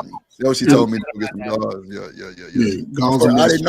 I didn't know to pack it when I smoked though. That's a good goddamn thing right there. Because your nerves are open. You know what I'm saying? Your nerves are open. Them nerves are sensitive, man. That smoking feel like a hammer. Yeah, man. That shit got my shit like, oh shit. That's why every time I smoke, I've been gargling like 2-3 times. But I'm gonna do that today. Well, you know what? I might just go chill. I might put an ice pack on my shit and just chill. I don't run to Walgreens and get you some gauze, man. That's all you need. Oh no, first she already brought me some. I already got it. Yeah, she brought me some today. She brought me some today. when she came in here talking about look at you got this goddamn paper towel in your mouth. I'm like, man, look, you worry about the wrong Glad your thing. mama came over and get your ass together, nigga. Shit, you fucking right there with some more paper towel. Hey, come on, man. You know Mama Drip ain't bullshit. She coming with a key and everything. Open the door, just, nigga. What? You ever dropped the heard anybody dropping a couple drops of vanilla extract on the cotton ball and then packing it down? The number No, I pain? ain't never heard of it. That's some new age shit. No, I do old school grandmama type stuff. That's just the best stuff that work, man. I still put tobacco with spit on my bee sting. And that shit. Damn, no bullshit. I heard about that before. It worked. It worked for sure. As far as vanilla extract, man, you don't want to put nothing with chemicals in your mouth and your alcohol. Alcohol, no, I don't know about putting it on an open wound inside your mouth. I've been on the salt water. That salt water been doing justice, and I've been taking like 2 or 3 Advils. Yeah, salt water. That's the best thing because it breaks it down. Because you want close that shit all up. You want to coagulate, is that what it's called? So, yeah, coagulate. Yeah, exactly what it's doing too. He said that shit too, Ferg. It's crazy. You said that. I had biology in high school. I don't know if y'all had, not y'all, but civics was a good class because civics taught you about the world, how to barter and create enterprise and government. Right. And biology taught you about the biology down to the chromosomes and the X and the Y. Some people didn't get that shit in school. But listen, I'm just a regular ass dude. Had to go through my lumps like y'all going through y'all's, man. Get some Dr. Tissue mouthwash. Ain't that got alcohol in it? Yeah, I wouldn't get no mouthwash. I used to use Biotine. Okay, I'm just gonna go salt water. I'm gonna dive in the ocean. Did you listen? Do warm salt water. Yeah, that's what I've been doing it's been working for me. Yeah, that's it. And it's still gonna be sore because remember they go tooth. Yeah, they took a tooth out my shit. Yeah, my shit. So off the clothes up. Yeah, man. You know what? And he said like for the first 7 days, try to do all soft food, but I think the second day I smoked. So I'm starting over like a motherfucker. I ain't gonna hold you, but my shit was hurting so bad the other day. That's why I ain't streamed. But now I didn't start taking my meds and everything straight. Shit, I'm feeling way better than what I was. Soft foods, and not something that's too cold or too hot and spicy foods and acidic foods. I don't really eat spicy foods like that. But no. I ain't been. Now the only thing I've been putting on my is an ice pack on my jaw. That's it. Yeah, the ice pack work. Slow the blood flow down. That's why I recommend an ice pack for everything. A sprain, if you sprain anything, put ice on it first, slow the blood flow down, and then take a good hot shower and put ice on it the rest of the night. You'll be damn near back to normal. That's how my coach used to do us. We used to get our ass in a big ass horse feeding bucket full of ice, no bullshit, ice water. That's the first whirlpool. That's what we used to call it. It'd be frozen. I tell you, we got our ass in that motherfucker and be through. Man, listen, man, you're 40 years old, man. Listen, when one tooth come out, you got like 2 or 3 more that's soon to follow in the next few years, man. So I start thinking about your health and be more intentional about, just living, man. That's all it is, man. People, there's no right or wrong way, man. Just stand to it. There's no one way. You know what I'm saying? Just move and it changes lives. I wouldn't. Don't stand still. No, don't do that. I'm definitely doing the goddamn. And shout out to Miller. Subscribe. She says Stanley recommended your channel. And I appreciate this. Shout out to Stanley. I appreciate that. Make sure you go back and catch the beginning of the stream. It was a good one. It was a good one, and hit that replay. Shout out to you, Miller, for sure. Thank you for subbing to the Drip Nation. I know you be at T Channel too, I think. Or was that Mo Love Channel? One of them. But shout out to you, Miller, for sure. Shout out to you. Shout out to Stanley too for the drip. Appreciate you. But now, Sneaky, want to give you a final thought. Oh, Sneaky. So, did you say you went to the open house last night? I did. You know what? We forgot to ask folks that damn question we were supposed to ask them, but it's cool. We'll do it. Sunday. My kids got mad at me because they had because it was a big event. Like they filled up the cafeteria, and I was so happy to see that because you know what I'm saying, it's a majority black school, but they had like, because you know they had like a little mini school session. So the bell ring just like I would during the day, and then you in each class for 10-15 minutes, whatever, and then you go to the next ones or whatever. Then at the end, they had like, you know, they was giving away food.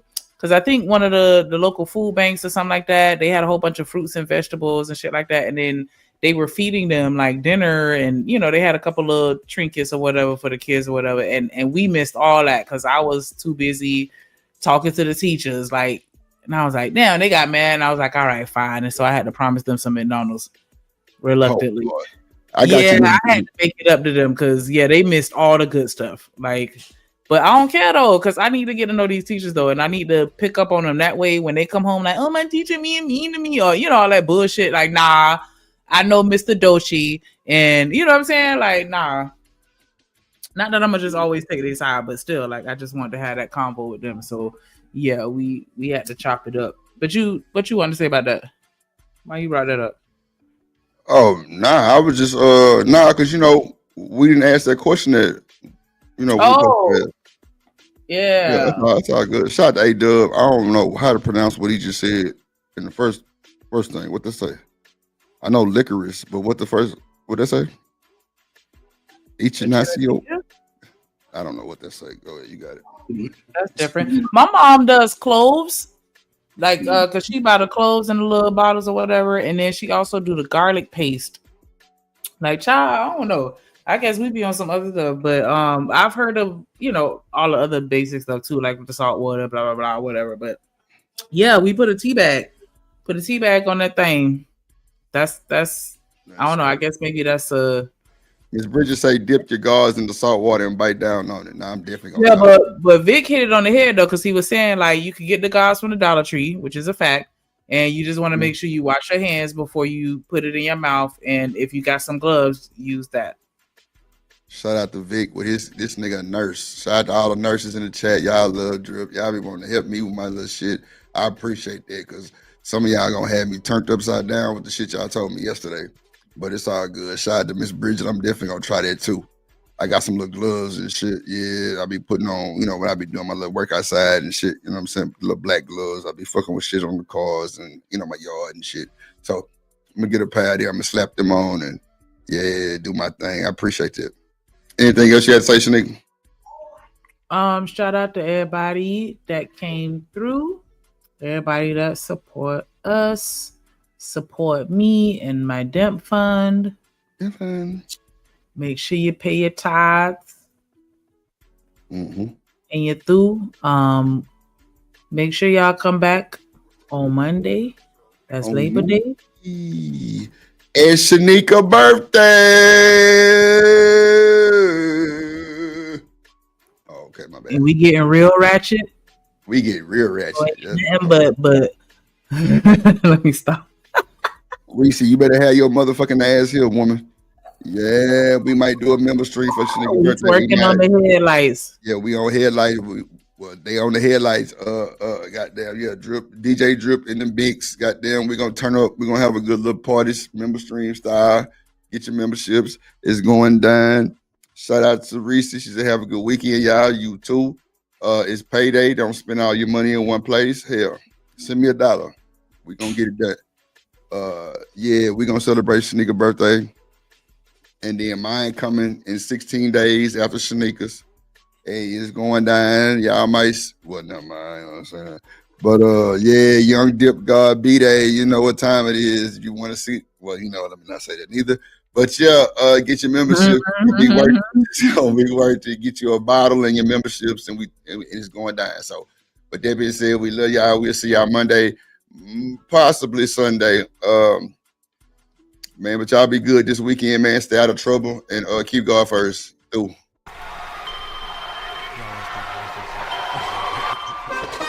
Drip Nation, let's go. Coming to the stage.